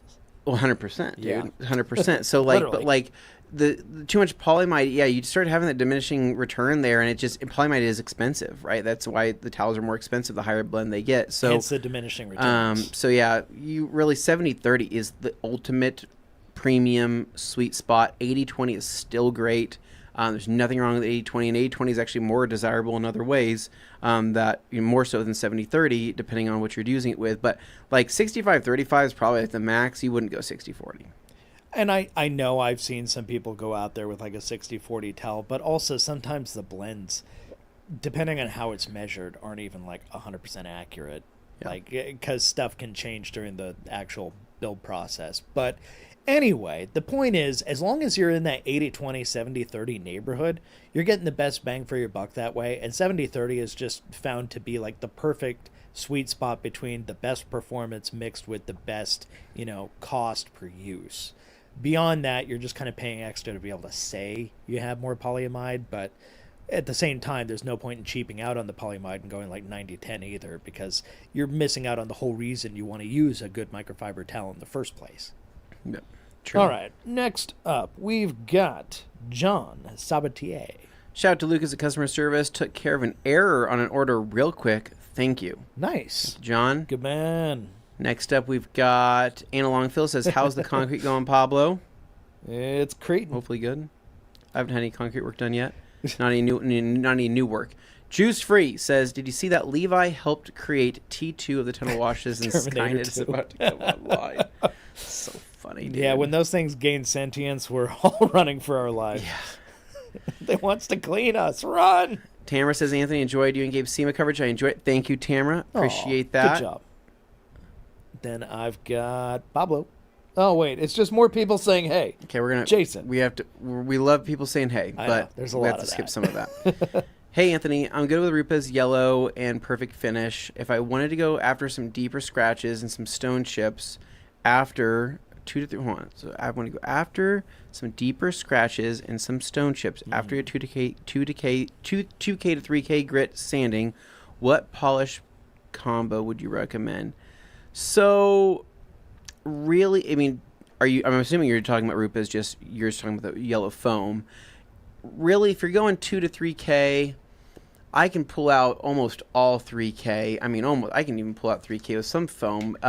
Even the blue Rupa's course can pull out 3K. But realistically, I think a wool is going to be your best bet. So you can go yellow wool from Rupa's, which will pull that out just fine. You can even use yellow wool with Rupes or with Perfect Finish. I think it will actually have you'll actually be able to pull some of that stuff out as well. I would go with something like Last Cut. I would go with Rupes Coarse if you have Rupes Coarse, but the yellow wool is amazing. You could also go with Blue Coarse. Blue Coarse can pull out like 1,500, maybe even slightly less than that if you really needed to. So you're not going to have to go crazy. But I do think that a wool with whatever compound, or if you want to you try it with Perfect Finish and see what happens. But wool will make a difference, and then finish out with your yellow pad, and I think that you'll be fine. I think that you'll be good. But stone chips, I don't know, going after deeper stone chips, I don't know what you'll be able to do on deeper stone chips other than you'll be able to make them slightly more shallow, but try to fill them if you can. Neil White says, TRC, you guys should make a nice send-off tribute video to Levi. We did. It's on the main channel. On the channel. Where he says he's going, and then It's got like 30,000 views. Yeah, he recounts like lots of the history and stuff he did. And the Morgan one, that was one I edited together, but that one was more like I treated it. When I edited it, it was like taking together all kinds of found footage and making a story out of it. Yeah. Less so than like having somebody narrate the whole thing. Because as we discussed before, she wasn't always wild about talking about herself or, that kind of thing. No, but it was just me. I was just in the background. Actually, while I was sitting in that chair, I was behind the camera crying for the whole thing. So just, if you hear any weeping from a grown man, it was probably me. If you want to know the week we found out, just look back a few Q&As for the one where we did the dumpster hang, like throwback one. Yeah. That's when I wasn't sure. I thought, is this going to be the last Q&A we have with him? So I like kind of went retro and I threw it on there. It was so cold outside, but we shot it with like a cell phone. It was a whole thing. And yeah, no, you guys tuned in. We appreciate that. But that's when we found out, in case you're wondering. Yeah. Next up, we've got Juice Free. What up first? There we go. Kind of like replacing a Hoffhead couch with a Hoffhead coach. Hoffhead coach? That feels like maybe a baseball reference. See, Levi would know that, and we don't. head of I feel like field, Neil is usually talking baseball if he's talking about sport. I don't do sports. I you're, wish you're I definitely did. not sports guy. I'm more sports guy than you are. I wish I did sports, but I don't do sports. I got too many other things in my head. Pablo Concrete says, does that mean we're now stuck with Dane, America's Cheapest Man? Pablo. Congratulations. It's going to be tough. Yeah. I mean, Matt thinks he's the cheapest, but... No, that's what he's saying. I'm America's cheapest. That's what he's saying. Dane and America's Cheapest Man. Oh, okay. Because, I mean, I don't know if you know, but, like... I will spend money on something if I think there's value in it. And sometimes people look and go, why'd you spend money on that but not on that? I can unlock Dane's splurging habits, given if I have the right material to work with. Yeah. I got this man to buy a pool once. Yeah, and he thinks he can just once. manipulate me into anything. It's so annoying. He's kind of right, though. He's a good salesman. And, Next up, every once in a while, I'm a sucker. So next up, David says, "What's up, guys? Sorry I'm late. Sad to see Levi go, but I'm excited to see where TRC goes from here and to see where Auto Wash goes. Auto Wash, I think, is going to go big. For anybody wondering, like, if you look at Auto Wash and you look at their coverage, right? They have great media. I told Levi this as well. I think I told Dylan this. Like, what Auto Wash reminds me of is like they're making touchless tunnel washes fun. Like it's fun. Like they make it like the branding's on point. The places are clean.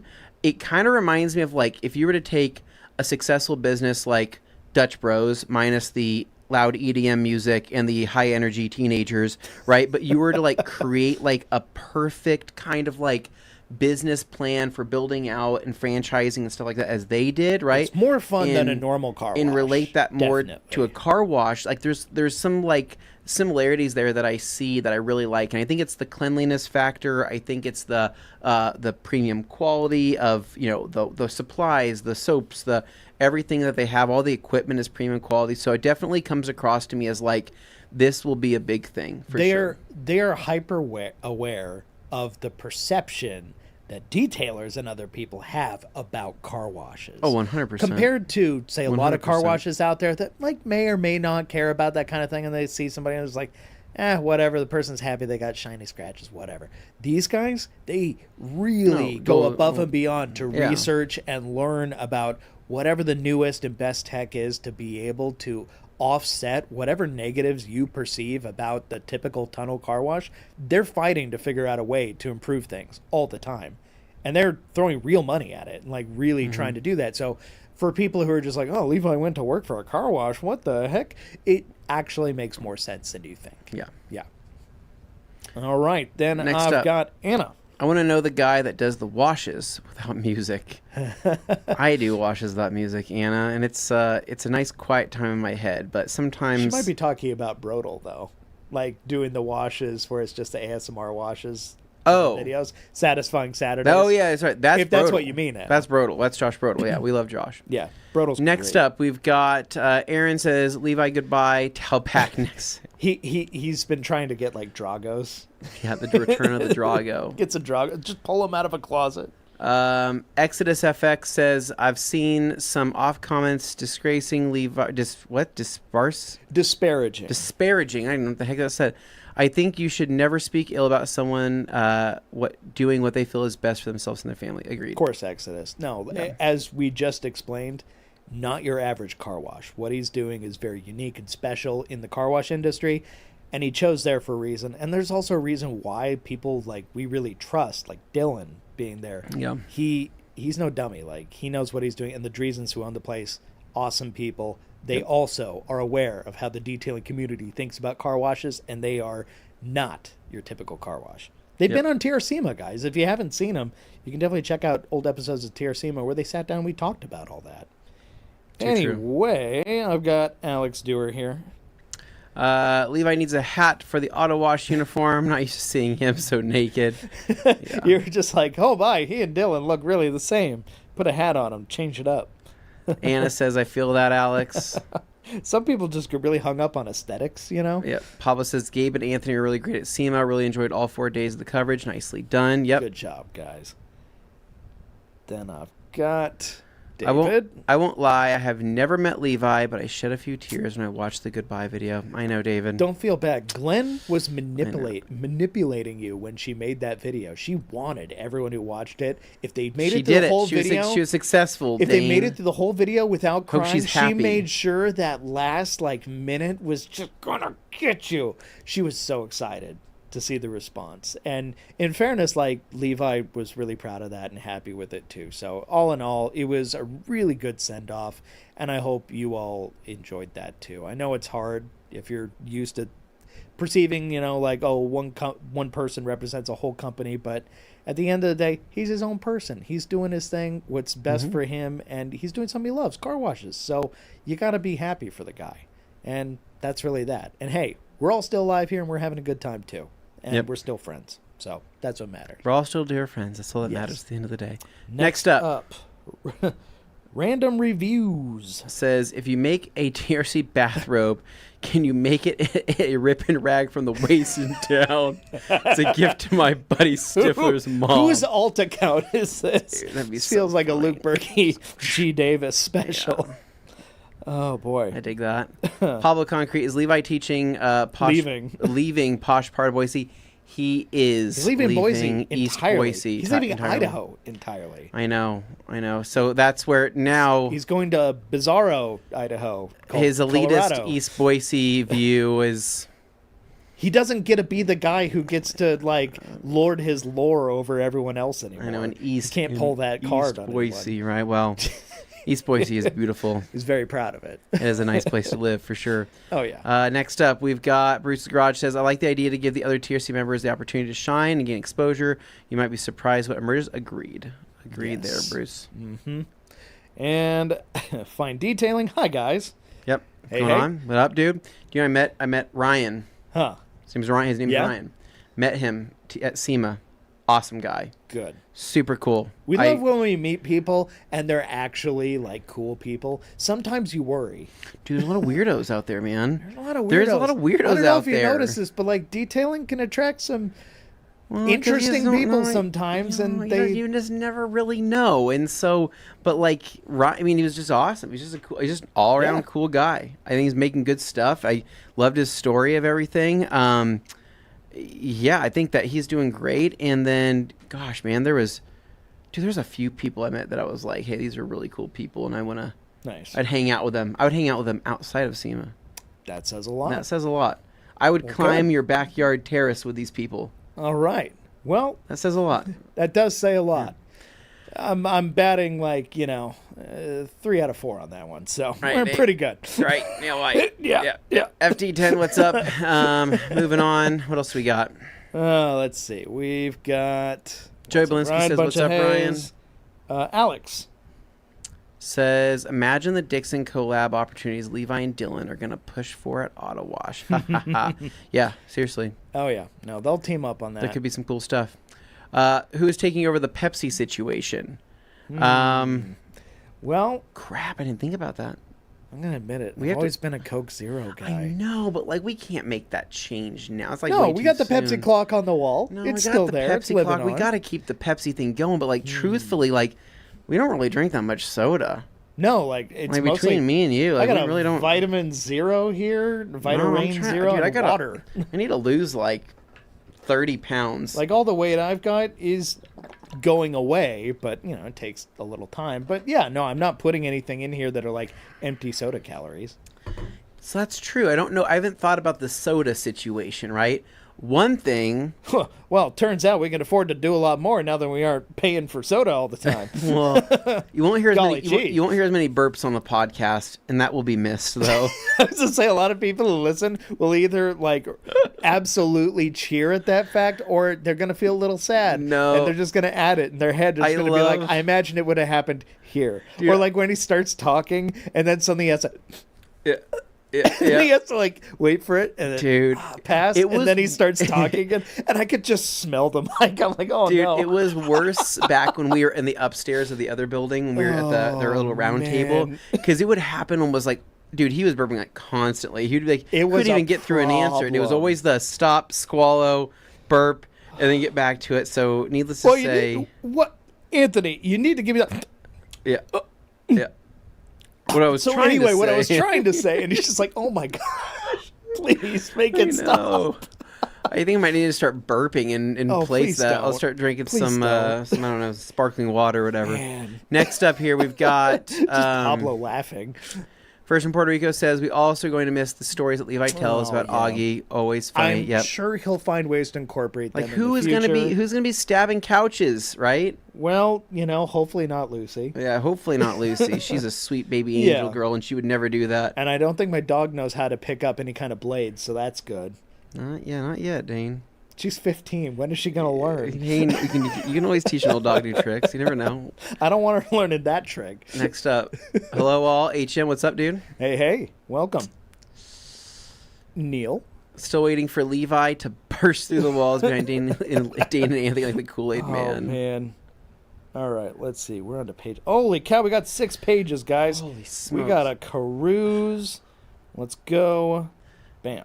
I'm going to need, Dane, unless we fix these chairs, I'm going to need, a tens unit now built that it's just the two of us, what if oh, man, they would kill me. But what if I just said, you know what, we're going to overhaul the studio again. I'm going to keep all the wall decorations, but I'm going to put us back at a desk. I would love it. I would just, love upright it. I have a desk and chairs that. At home that would fit perfectly in here that I don't have room for in my own house now. I would love it. If I brought that in here. It's like a little coffee bar. Would you be interested? Yes. So much, Dane. I've had surgery 4 months ago, and I'm still sitting on pillows in these chairs because they're so uncomfortable. These chairs were meant to be really comfortable. Kind of leaning back. It's like you're on the beach, you're just chilling. Okay. Alex says ePhone Pro 2 is certainly quieter than even the worst trivia console.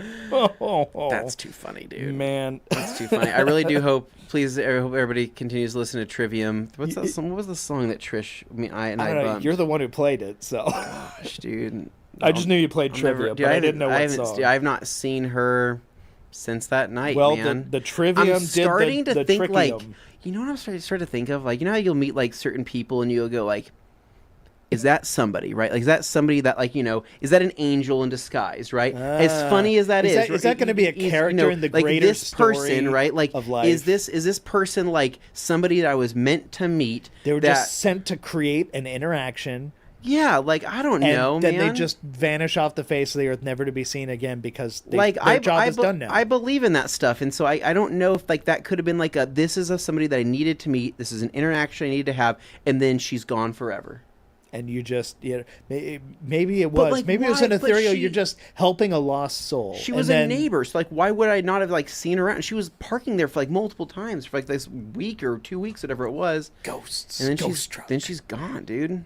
I don't know, man. Trish, if you're out there somewhere, boy, I think we're meant to run into each other again. All right, Bill Pearson says, howdy fellas from sunny SoCal. I just want to take a minute to wish Levi all the best and thank him for all of his advice as a home enthusiast. He's been a great help. Thank you, Levi. Good luck, Bill. That's very nice, Bill. And it was good seeing you the last time you were here. Don't be a stranger. And Alexander again. Speaking of Dixon's, they have a $500 gift card giveaway going on. Nice. Ooh. You should enter that. So did you guys know that? Did they hear how I paid for my garage flooring? No. I never explained that, right? So should you? No. So I paid for my garage flooring by selling off that's right. 12 of my Dixon flannels. You did. So all these Dixons that I had bought like early on that were like worth more obviously than the $30, $4 I spent for them, I sold them, right?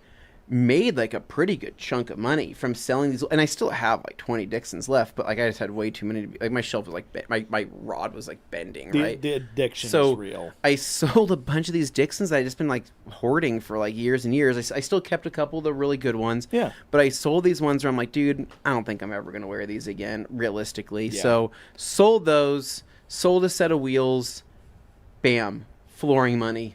Oh, I think I also sold a camera lens, but I was like, heck yeah. Let's be real. The camera lens probably accounted for like half of that. Like it was a quarter. It was like a quarter. Yeah, the camera lenses lenses are not cheap, and they do hold value, right? For if you're looking for investments. Good glass is good glass. Good glasses, yes. Yep. All right. Okay, next up. We've got 6 pages, so we might have to cruise a little faster. We're cruising. Juice Free says, no one should buy the small pup foamer. The big one is the only way to go. Juice, you don't know that. Try it out. First from Puerto Rico, the new IK can't be dunked in the bucket for rinseless. That's true. There's other ways. You know, we sell a wonderful KCX beaker funnel, fill thing that you can use. Or you can just start mixing your rinseless in gallons and then just bam, you're ready to go. Distilled water, just normal water, whatever you want to do. Shark Blue Turbo, how's your car, Dane, and are you keeping it? So far, so good. I don't see the Miata going anywhere anytime soon or anytime in the future at this point. I love it so much. Yeah, which just says a lot. He hasn't gotten sick of it. It's got the Recaros, it's got the Brembos, it's got the BBSs. It's the pairing of a manual transmission with the drop top and lightweight. If I can do that, I could have an Elise and probably have just as good a time, or some other car. But no, this one really does tick all the boxes, and it looks cool. I like how the little car looks. It makes me happy. So. It tickles your... And it fits in the garage easy. Tickles the old pickle. All right, moving Dane, on. I wasn't going to go there. Next up, we've got Alexandra, whatever the heck your name is.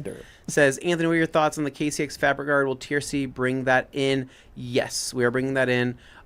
Also, so why I didn't bring many of the KCX products, for example, like all the new cool products, there are some cool products. Ceramic Effect shampoo, right? I need to use that more, to be honest. Jason was here from KCX a little while back. I did not get a chance to use the Ceramic Effect shampoo. He did talk about it, but that's something I need to use and test. But that's one I'm really excited about because I truly believe they've created a shampoo that's going to have way better water behavior than Nano Magic because it's going to essentially have the effect that a ceramic coating would have. So I'm looking forward to all KCX products. I'm looking forward to. That's just a given. Spencer says, where did that $800,000 tractor going to? Chilling on Anthony's desk. Spencer, it was given to Gabe's son, Aiden. Oh. So he is now going to be a tractor enthusiast. Hope that's cool. If we know anything about Aiden, he loves tools. He loves vehicle toys and stuff. Gabe's got him. Gabe's pretty proud. He's like, yeah, he's going to be a car guy. Yeah. I think he'll. Yeah. I just hope he broadens his horizons beyond, just reliable everyday Toyota. Something more interesting.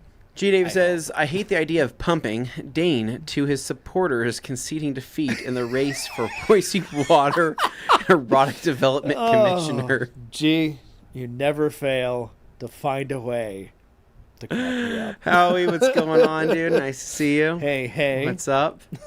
Next up here, HM says, Tay-Tay in town here going to be crazy. Don't be crazy. Yeah, that is going to be crazy. Hi, Dane. Hi, Anthony. Goodbye, Levi. Thanks for the knowledge and life experience sharing. Thank you, Howie. We appreciate you watching. Don't go anywhere. Yeah, please stick around. Sharing life experiences and everything as we do. Right? By the way, That's click like if you guys haven't done it already. You're here. Just little click. 15 minutes with 5 pages left. Let's do this. We've got a lot to get through here. We're power pumping through this. Power pumping. Okay. We're bopping, pumping. We're bopping through these comments. We're tickling. Let's keep this going. Oh, boy. Stout, new product or beverage, LOL. Product, ceramic coating, Yep. PNS. Not a Imperial Stout. Brionicle says, what's up to the 2 amigos? What's going on, dude? Bud. Good to see you in the chat. Nice to see you here. Thank you for We've got joining. Anna, PNS Inspiration Stout. Mm-hmm. Product shouting. Yep, we love that. I'm working overnights building bridges on the 405 in Seattle. Oh, nice. man. I used to run on the 405 so many times as a kid. Grew up around there. So I know it well. Dana was wrecked us on the 405. The construction was endless. I was very safe. Brace! Dana I crossed ended our lives. 6 lanes of traffic when I saw an opening and we had to make an exit. And I'm just like, I'm about to do something I would never do. And I literally just stuck my arm out in front of Anthony. I shoved him back in his seat and I yelled, brace! And then I as my C-Max careened across several lanes. We're about to impact. It scared the crap out of me. I'm but like, you know what? Am I dying in Seattle? I'm a good driver. We got there, and nobody even honked at me. They respected it. Dude, well, I know it was Seattle. Everybody's crazy there, but I mean, yeah, it was nuts. All I know is some people were impressed that day. And it says wake up is 12 a.m. Bedtime is 6 a.m. Man. Yeah, dang, that's pretty crazy. Let's see. First from Puerto Rico says, and Rich from Stoner's getting married this weekend. Congrats. Yeah, congrats to Rich for sure. For sure. HM mystery box. Never know what you're gonna get. True. Yes. Nice box of chocolates. Carl. It was all 4 of them. They were all awesome. The only one I was not sure about was the Mata car wash. I don't have a matte finish. I don't have. You can still use it on any finish. Levi. That was Levi's favorite. So Mata is it just means that there's no gloss in it. It's matte paint safe, right? Lots of car soaps are matte paint safe. That just means it's also safe for everything else. This was just extra gentle. We'll just call this an extra gentle soap. Maybe that's the best way to put it. Mm-hmm. But Mata, if you have snow from Styrogloss, then that means that you're 1 step closer, 2 steps closer to making coconut earth, right? You can finish it. Yeah. And just remember, whenever you mix Mata and snow together to make the coconut earth concoction, you have to yell coconut earth as you're washing the car. It's a whole thing, but it's awesome. Yeah. Rip and Rags is awesome. Good job. Anna says, I left Boise, or not left Boise, I'm losing it. I left working on semis to go back to building, forms, and welding because the money is better. Hey, nice. Do what you got to do. Get that bag. All right. G. Davis. Dane. G. Davis says, my favorite part of the SEMA coverage was the after-hours Vegas Escort reviews with Anthony and Joey Belinsky, sponsored by Jersey Mike's and Flex. It was crazy that we got those 2 sponsors. Dear. Yeah. Oh, wow. And of all the sponsors you could have gotten. Yeah. Oh, yeah. Mike does Flex for sure. Mata is a great soap. Doesn't need to be used. Yep. Correct, Joey. Alex. Rep and Rags have been amazing for house renos. Feel better wiping your skin versus paper towels. True. Yeah. And Alex, he's been busy doing the house reno thing, so nice. He would know. All right. Where Rep and Rags made, they are sourced from China. Yes. And we've got HM Auto Detailing. What's the pod called? Alex Detail Grind. Detailing Grind. Either way, if you search it, it should come up. They have 2 episodes at this point. Joey says, I shook Matt's hand when he stopped by the PNS booth while I was working. He was a very pleasant person. I may have turned over a new leaf, but don't tell anyone. Joey, that's Matt Mormon, who Matt's a good guy. Joey thought Matt was a mortal enemy. Did not like him because of his personality online, which, hey, we've seen the comments. We know. Matt, kind of an abrasive guy if all you've ever known is how he appears in his videos and stuff. And while that is him, he's not, filtering it. When you get to know him in person, you start to kind of understand. And that's not to say everybody should, act or whatever that way, but you get it. You just, for right or for wrong, you get it. Yeah. Is that fair? You and Matt have a great relationship because you're both constantly giving each other the hardest time possible. Yeah. But I am impressed, Joey. That's growth. And I want to salute you for that. G. Davis says, I always figured Dane would be excommunicated from the Hennon family before Levi would leave. Sad times indeed. We all thought the same thing as well, for what it's worth. Dane's got that wild side in him. Get Game of Thrones out here. I just Littlefinger, I guess. Alex says Grant Hawtree is bound to get out of the attic with all the noise from when the Swiss tracks is going to be installed. If he does, he'll be the family will be so feeble that they will be easily thrown back up into the attic space. Oh no! And they can enjoy the Swiss tracks flooring from the convenience of being 9 feet up. It does absorb a lot of the noise of walking around. It really does. Actually, I do think extremely noise suppressing. I didn't think about that for like videos. Out here, you notice it right away. But like, imagine if there's a guy like me who makes videos in a garage like mine. Yeah. For the noise canceling or like getting rid of the reverb. Yeah. Might make a difference. You should put some sound panels in between the lights on the ceiling and the walls to see if it helps even more. No, but I mean, that's hideous. I won't do that. No. I'm saying like color match. I don't know. Superauto says, "Did you guys ever get the new lift for the studio garage?" No new lift. We made do with the same lift of the Twin Bush that we have, and we're gonna hope it works.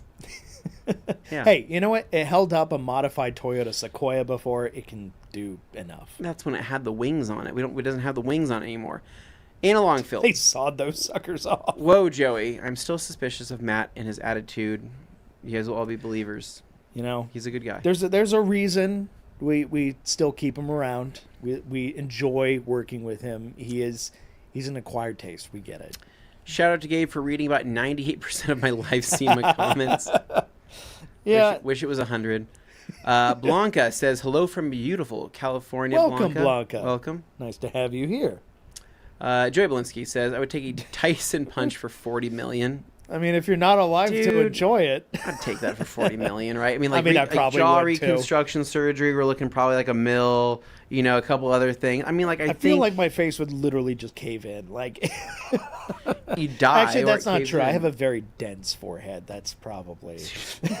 It'd probably just ba-doing right off.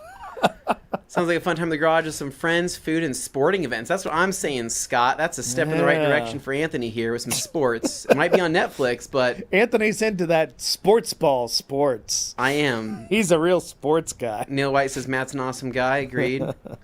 And then HM says, good grief, Tyson will still open a can of... whoop on him. Yeah.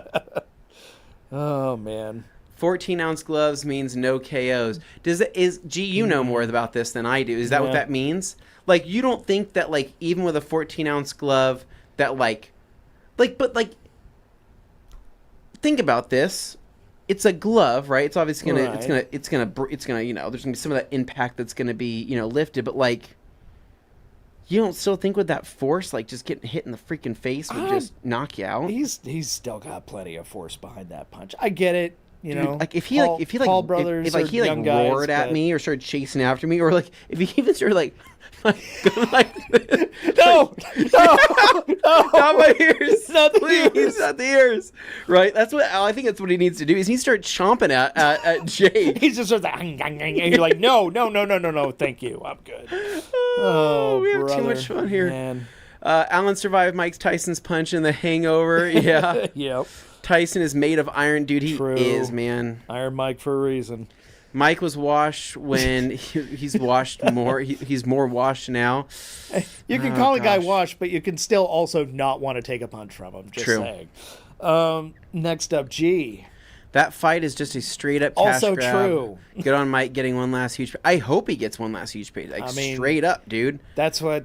But he has to win. If Jake wins, like, I'm really going to be disappointed in this country. Well, I mean, do you really not believe they have some kind of thing worked out behind the scenes? Yes. Where, like, maybe they're just like, regardless of who gets somebody, they're getting paid. Netflix is bad. Somebody's getting some. Everybody's getting something. There's a piece of the pie for everybody. Nobody's spending that much, time and build up to do that kind of thing. Yeah, Jake needs to lose though. I hope Zach Galifianakis is at the fight as he too took a Tyson punch and survived the Hangover movie series. Yep. If he wants to punch Paul too, he's welcome. Yeah. We want a real life Rocky IV. Yep. I want Tyson to beat the life of Paul. Okay. Well, there we go. Anthony, what are your thoughts? I'm assuming what are your thoughts on creatine monohydrate? Not very specific. Creatine's great. Yeah, I think monohydrate's probably like the most studied version of creatine. So if you were to take any creatine, I'd probably go monohydrate. Drink lots of water. really, that's pretty much about it. I mean, you have creatine HCl, which is fine as well. There's other different forms of creatine that they have out now. It's just more micronized. There's also more other different types of micronized creatine. Really, yeah, just take just a standard creatine monohydrate. Drink lots of water. I always mixed it in like shakes and stuff like that. I'd take it 2 times a day. I'd take it in the morning, and I'd take it post-workout. You can also take pre-workout if you want to take it pre-workout. But I mean, realistically, there's different studies on it, but I mean, I saw strength gains off of it. I felt like, I had a little bit of size increase from that back in the day. But at a certain point, though, like, it's like there's diminishing return there on creatine, right? Like, you can be on creatine for like years, and I think that the results will kind of vary. But I think if you time your dosing of creatine with your goals, right? So, like, let's just say if you're building, if you're focused on building muscle and you're on a calorie surplus, and you're taking creatine monohydrate and you're drinking plenty of fluids, drinking plenty of water, you will see potential results there. But if you're on a cut and you're taking creatine monohydrate, specifically monohydrate, I don't know. I think that you might be holding on to a little bit of water weight. It depends if you're cutting water. It depends if you're not drinking as much.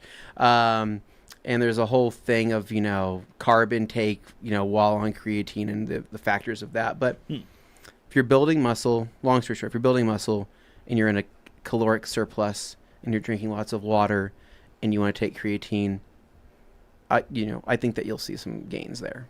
So yeah. The always informative Anthony. No, past life stuff, right? Appreciate it. Past life stuff, it comes in handy, right? Still to this day. Yeah. Now we still got 4 pages to get through, so we are going to go over time. Apologies to Nick in advance. Let's see. Alexander says, did you see or talk to the House of Rags at SEMA? We did not talk to the House of Rags at SEMA. We were in the North Hall and we lost our internet connection anyhow. So connection was even if we were going to, over there, we wouldn't have. Not at least not on live.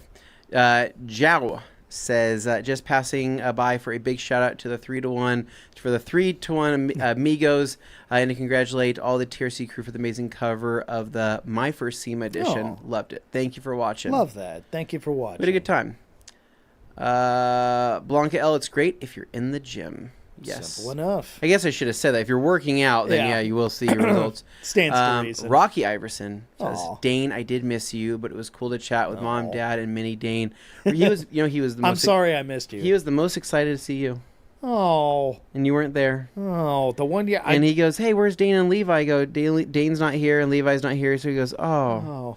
He goes, and then you're looking and you're like, well, don't look that sad. Yeah, am I not good enough? Am I not good enough? Can I not carry the weight? But no. I know.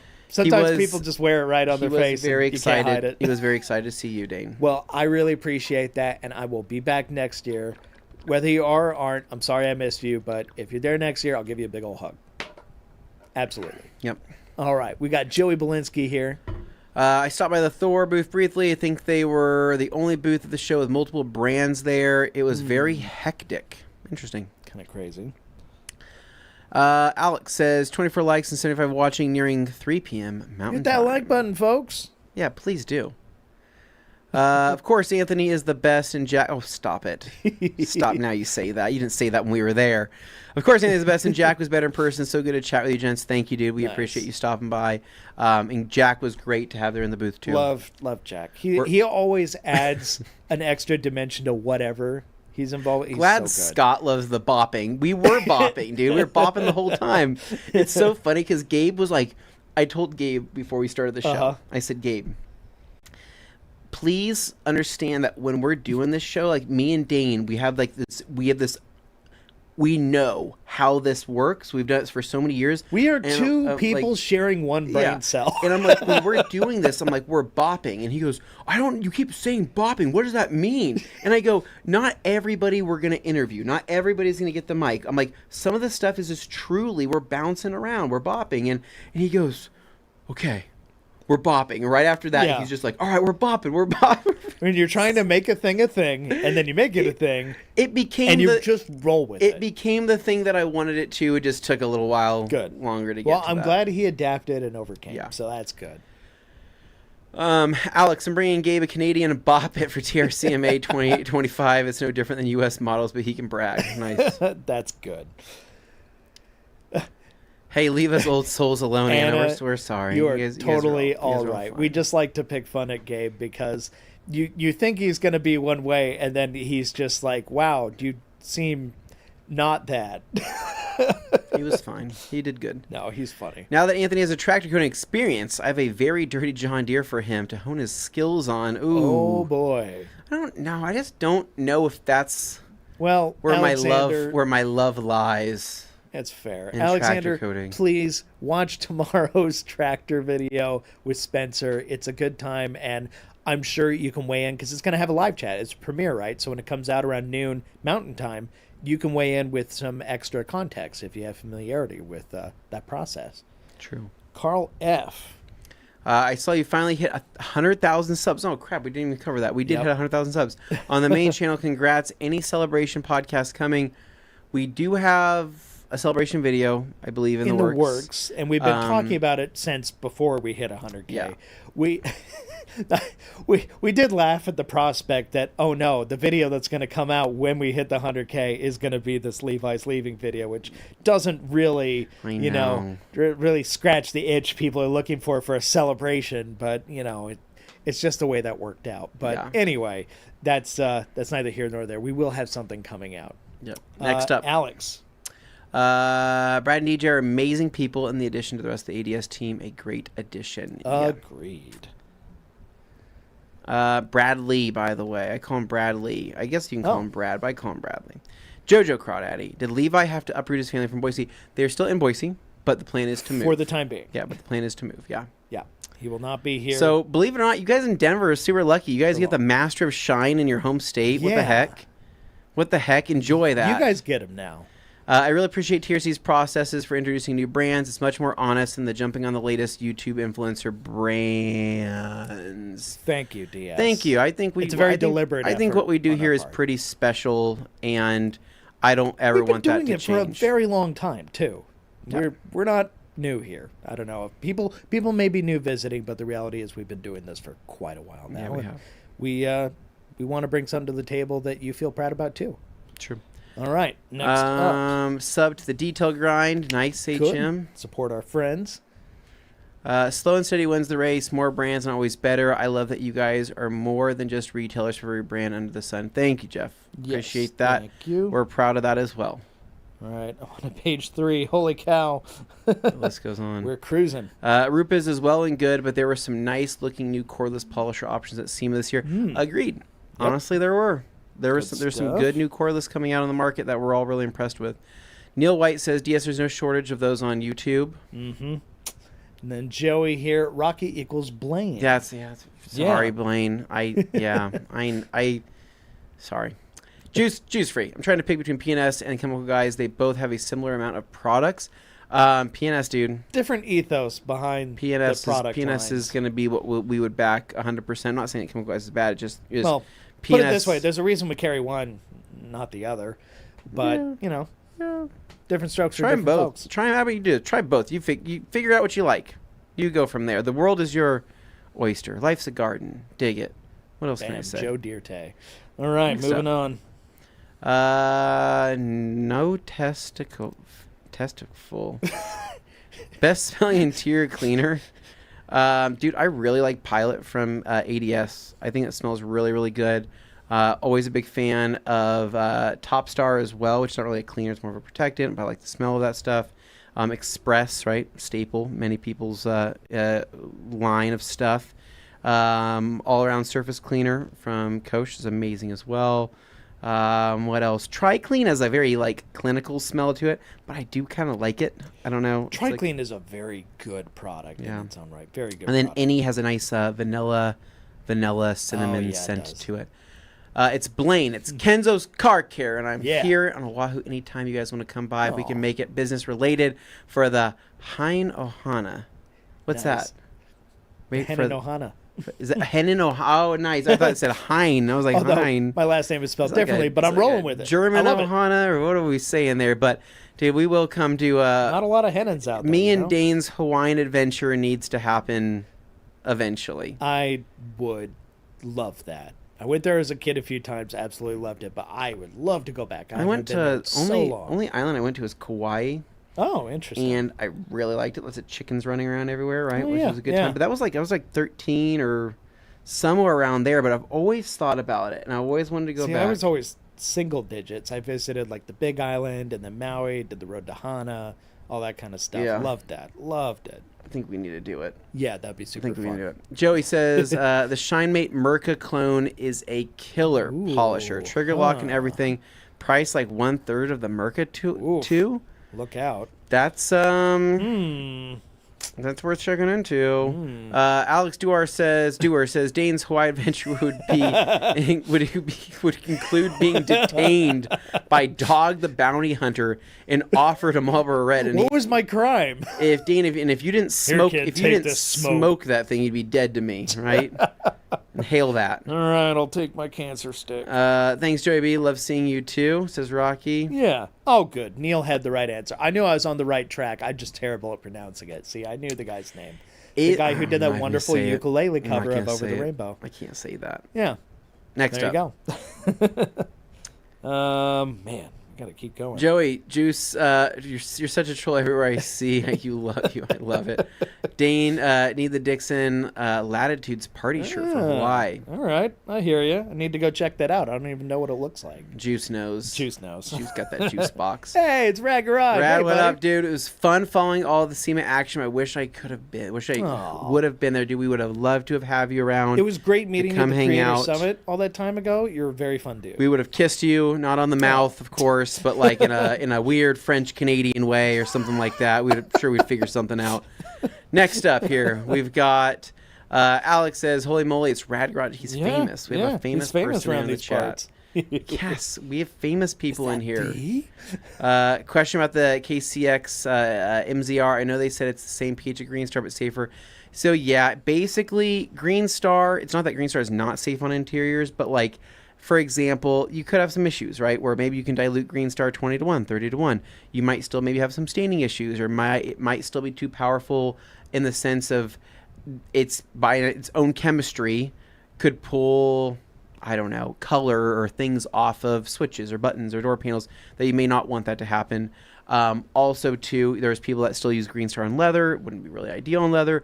MZR is going to be the more ideal choice just for all-around interior, all-purpose cleaning. So basically, I would just label it as Green Star. Really was designed for exterior, all-purpose, diluting. Now MZR is going to be your interior choice for that. And it's not to have too much redundancy. It's just Green Star really is going to be more potent, generally speaking. So MZR still has the same pH, just gentler once diluted, for sure. All right. We've got 2 pages left here. We could do this. Sorry, Nick. do I it. know you're waiting in the other room, but Anthony, we got this. what was your favorite non-detailing booth at SEMA? I don't know. We didn't really see any non-detailing booths. I like the Walmart booth because I got to sit down there for a second. That was kind of nice, actually. I don't think that's what they mean. Favorite non-detailing booth? I don't know, dude. It was Like, a cool car you saw that you were just like, oh my. Just something that caught your eye. I don't know. I'd probably say that our friends over at ExoShield had an R34 GTR, which I was all about that, argue right? with that. I will never not love an R34 GTR, so I love that Rally 240Z they always seem to have in that Nissan booth. yeah, I'd say that. Yeah. Next up, Okay. Juice. Free. Maybe Levi's from the future and is ready to stop auto wash. Gosh. Auto wash 2000. In what situation would you opt for an 80-20 towel versus 70-30? 80-20 would be anything that would be wet, any wet work. 80-20 is totally fine. Like if the actual media is saturated, 80-20 That's is a completely good. different connotation if you work for a Good all day long. agency. Really no issues there. I also think 80-20 is really fine for anything interior related, unless it's like piano black or like, really insanely delicate nav screens. 80-20 is great for glass. 80-20 is great for, there's a lot of other things that 80-20 can be totally perfect for. It's just 70-30 is going to be your most ideal blend for paintwork, soft paintwork, delicate surfaces, If you have and all of a that. drying towel and it's 80-20, you have to make up for the lack of polyamide by just having more surface area that can hold moisture. So That's whether, usually why whether, you see like and that could be seen thicker... in like a higher GSM towel, or that could be seen in a like a different style It's a way of weave that creates compensating more for surface area. just not having the. That's why like twist loop 80/20 still work pretty well. Yeah, because they do work. Iris says, Hey, Iris there's the here. lads. Welcome, sir. I can't do the little late there, Levi but- Irish accent thing. Top of the morning to you. Matthew says, cool, thanks at Juice. And we've got Hall of Fame. Hall of Fame. That's what HOF was. Yes. Oh, yeah. Totally missed that. And then Neil's like, Hall of Guys, Dane, I'll take it. Hall of Dane. Screwed Hall up of- there. Thank you for keeping us on the ball, so to speak. We are getting there, Anthony. People, please demand an ultra rough sponge. Forget the ultra safe sponge. We're just going to go for one that's We have basically like a made this- Brillo pad. Yeah, this will jack things up. The market's not ready. They're making tunnel washes. Oh, something, sorry. There something. Making tunnel washes what they were. We were little kids going through it for the first Oh, time. man. Yes. I mean, it's fun. It can be really fun. Can't discount that, especially as a kid going through a car wash. You've Oh never my done God, it. Ire. Super exciting. From the Castle of Ireland. Oh, The castle. My. Pheasant this evening. Blackberry juice. Garlic and truffle mashed potatoes. Fridays tomorrow. The Rag Company podcast. Life is good. Pheasant this evening. Guy. Who the F? This guy. Who do you know that's just like straight up like chiming in being like, I'm eating pheasant tonight, you? right? Reminds me of there's that episode of that 70s show where like it's like the Fez and Eric and you know all the whole crew, they go hunting, right? They go like deer hunting, and like Fez goes hunting, right? And he's like at this, you know, at their little smoke table, right? And they're all eating this like meat, and they had just finished eating, and they were talking about like the bird, right? And they're like, yeah, like what was that bird you got us? Oh, it was a pheasant, right? And they're like, a pheasant? And like, yeah, it was a pheasant. It didn't taste like pheasant or whatever. And he goes, yeah, it was like a pheasant. It was black. It had black beady eyes, and it went caw caw. And they're like, Fez, did you feed us crow, dude? And like, that's bad juju, dude. Like, you can't just feed us crow. They Dude, remember that. it was so funny. Anyways, you have to look up that scene. It's too funny. These guys, Next up, man. Alkaline Trio says, Hey, welcome, Dan. man, if we can get an auto wash and TRC towels up here in Alaska, it's like 5 degrees out, and everyone's cars are dirty. Oh, That I would don't be doubt that. Negative Everyone's 5 degrees. Cars be real dirty out there. Yes, Josh B. Yeah, the Brodelmeister. One-step service will reduce 90% by 90% because of these guys. So many detailers' children will go hungry. the car wash apocalypse. It was sad not to have chips and salsa with Josh. I know, dude. You could have absolutely brought an inconvenient snack to our SEMA booth, and Josh would have ate that up. It's the perfect snack when you're on the go. Chris likes to get weird. Oh, man. And then Anna Longfield says, I'm not weird, I'm eccentric. That's right, Anna. That's how we describe ourselves. Holy as cow, well. we're on to page 1. We've made it, guys. We're so Let's close. do it. Come on, baby. And there's super chats here. Holy cow, Holy look out. smokes. There's something incredibly poetic about how Levi started on a car wash, felt less than, seeing others become doctors and lawyers, and now it is now internationally successful working for a car wash. That's what I'm saying, right? Full circle. He's a director at a car wash. He is. Executive. David says, when Levi's Goodbye video came out, I was rewatching after the Chicago podcast where you guys thanked me for the ride as a little pick-me-up from a rough week. Glenn really did. Yeah, she really did us all dirty. She did a great job editing that. She did us all dirty on that. Sorry to make you cry. You're not alone. Tears, but, you know, it's for the greater good. Super chat. Thank you to bring very back much. the Dragos. Okay. Bribing us to bring back Dragos. Let's see what we can do. Mark Stone says, definitely going to miss Levi. You're going to be fine, though. The Rag Company has totally changed me in the way I detail cars. Now support you guys regardless of who influences my opinions. Thank you, Mark. We appreciate that. My man, Mark. And you know what? Show love to Auto Wash, Levi's new home. Even if you don't use their services, you can still follow their channel, too. And leave a comment from time to time, because I know if you miss them, you can totally see them in upcoming videos where they're doing stuff. And Dylan's great. So you can always look forward to that, too. Yep. Ire. Good evening to everyone in the chat. Wishing you all a wonderful weekend. Well, I hope you have one, too. It sounds like you're already well on your way. Chris M., how has the addition of ADS been going? What has been the hot sellers? Honestly, like I would say between probably the top ones, you know, you have Amplify. Phobic's been doing really good. I would say Amplify, Ghost, Shampoo Plus, Hero, Tire Cleaner, And I think we've converted more people over that wheel cleaner since we got that squash scent a little bit more, publicized because it smells because we incredible. Love squash scent in products, and it's a very hard to find smell. But when you do find it, if you're into that, it is better than you think. Love myself some Japanese squash. So good. Spencer. Hey, Spencer with a super chat. Bribe to make the TRC sponsorship happen. Dane, wink. He wants us to fly to his shop and deck it out with TRC stuff, like OG did with our shop. Except, I don't know if they realized we had to pay for that. We have like one banner. We don't even have we don't have enough swag to just put a bunch of banners on the wall. No more podcast remodels. Screaming about podcast remodels. You have no power here, FAQ. I cannot. This is a podcast channel. You're not allowed in here. Okay, anyway. I cannot continue to sit in this chair against my will. I unfortunately got to go, guys. Have a great weekend and enjoy the rest of your Friday Eve. Thank you, David. Oh, thanks, guys. We're 16 minutes over. Here. If you guys want something new for sitting, I know a guy with a lightly used black leather couch that's only been used for interviews. If you know, you know. Well, hopefully they were friendly interviews. Spencer. Happens nightly. Oh, no. Oh, no. All right. Alkaline Topat. Just because Levi left doesn't mean I'm going anywhere. Y'all love the TRC crew, and we love you, Dan. We do. You're welcome down here anytime as well. Please stop by on one of your many trips. Hey, we're always welcome here. If you even want to just come hang out for a week, just know that Dane has a room that you can stay in. I'm offering that up because I have a family and my wife's just my wife's like my wife even said the other day, she's like, it's cool that Dane is Dane's in his new, kind of lifestyle right now. The bachelor phase. The bachelor phase again. Like, he has the opportunity. You can invite people to the house if you want to, do some kind of whatever it is, bring people in. I can't do that at my house because it's just kind of weird. Here's my wife, here's my child, toys everywhere. The dog won't leave you alone. Yeah, dog won't leave you alone. And if you're here, I expect you to either do the dishes or help with laundry. But you're not going to do those? Okay, you can leave. Yeah, but you could definitely hang out with Dane. Next up.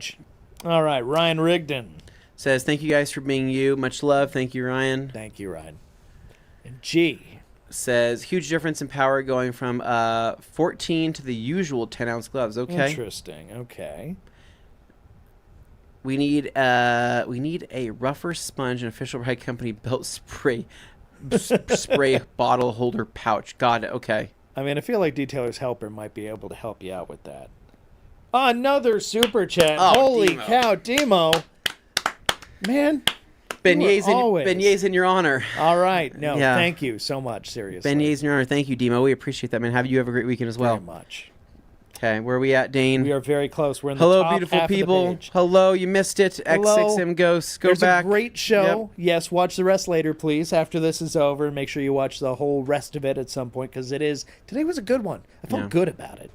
Hello, Dane and Anthony. Just see it live, and I missed it. We'll watch it later. Have a safe time. We will start the slide into Thanksgiving madness. We will. Real, Kirby. We will, Kirby. We'll Glad do to it. have you around as usual. And I think I saw you tune over to Levi's new spot at Auto Wash. So hope to see you around some more here as well. Purdy in the chat says, hello, man. I think day 4 was Griots. I forget, but I heard there could be a plant tour in Indiana. Ooh. Would love to see y'all jiving with the Griots fan maybe one day at TRC. What are those eyes for, Purdy? It's crazy. He's trying to imply crazy guy. No, that could just happen. We will probably Seattle's more realistic of us going and visiting them than Indiana, but who knows? I mean, they're in Tacoma. Carlos from there. Carlos says, thanks for taking us to SEMA. For the ones that couldn't make it, I'll be there in person next year. Well, awesome. We'll see you then. Sweet. We got Joey. Thanks, guys, for the lovely chat. See you next week. We'll see you next week. And just a couple left. Y'all have a great week. Thank you, Alexander. Thank you. Oh, my gosh, $20. Holy cow, Anna. Anna, thanks for having a welcoming environment to hang out before work and errands. Anna, we appreciate you. Thanks for coming always and hanging out with us. Here. It's always a good time for these couple hours. Mm-hmm. Have a great weekend. Stay safe. And that's a great place to end it. Thank you, Anna. Perfect. We went over time on the show, but you know what? It was worth it to be with our friends, you guys watching, bringing us your questions.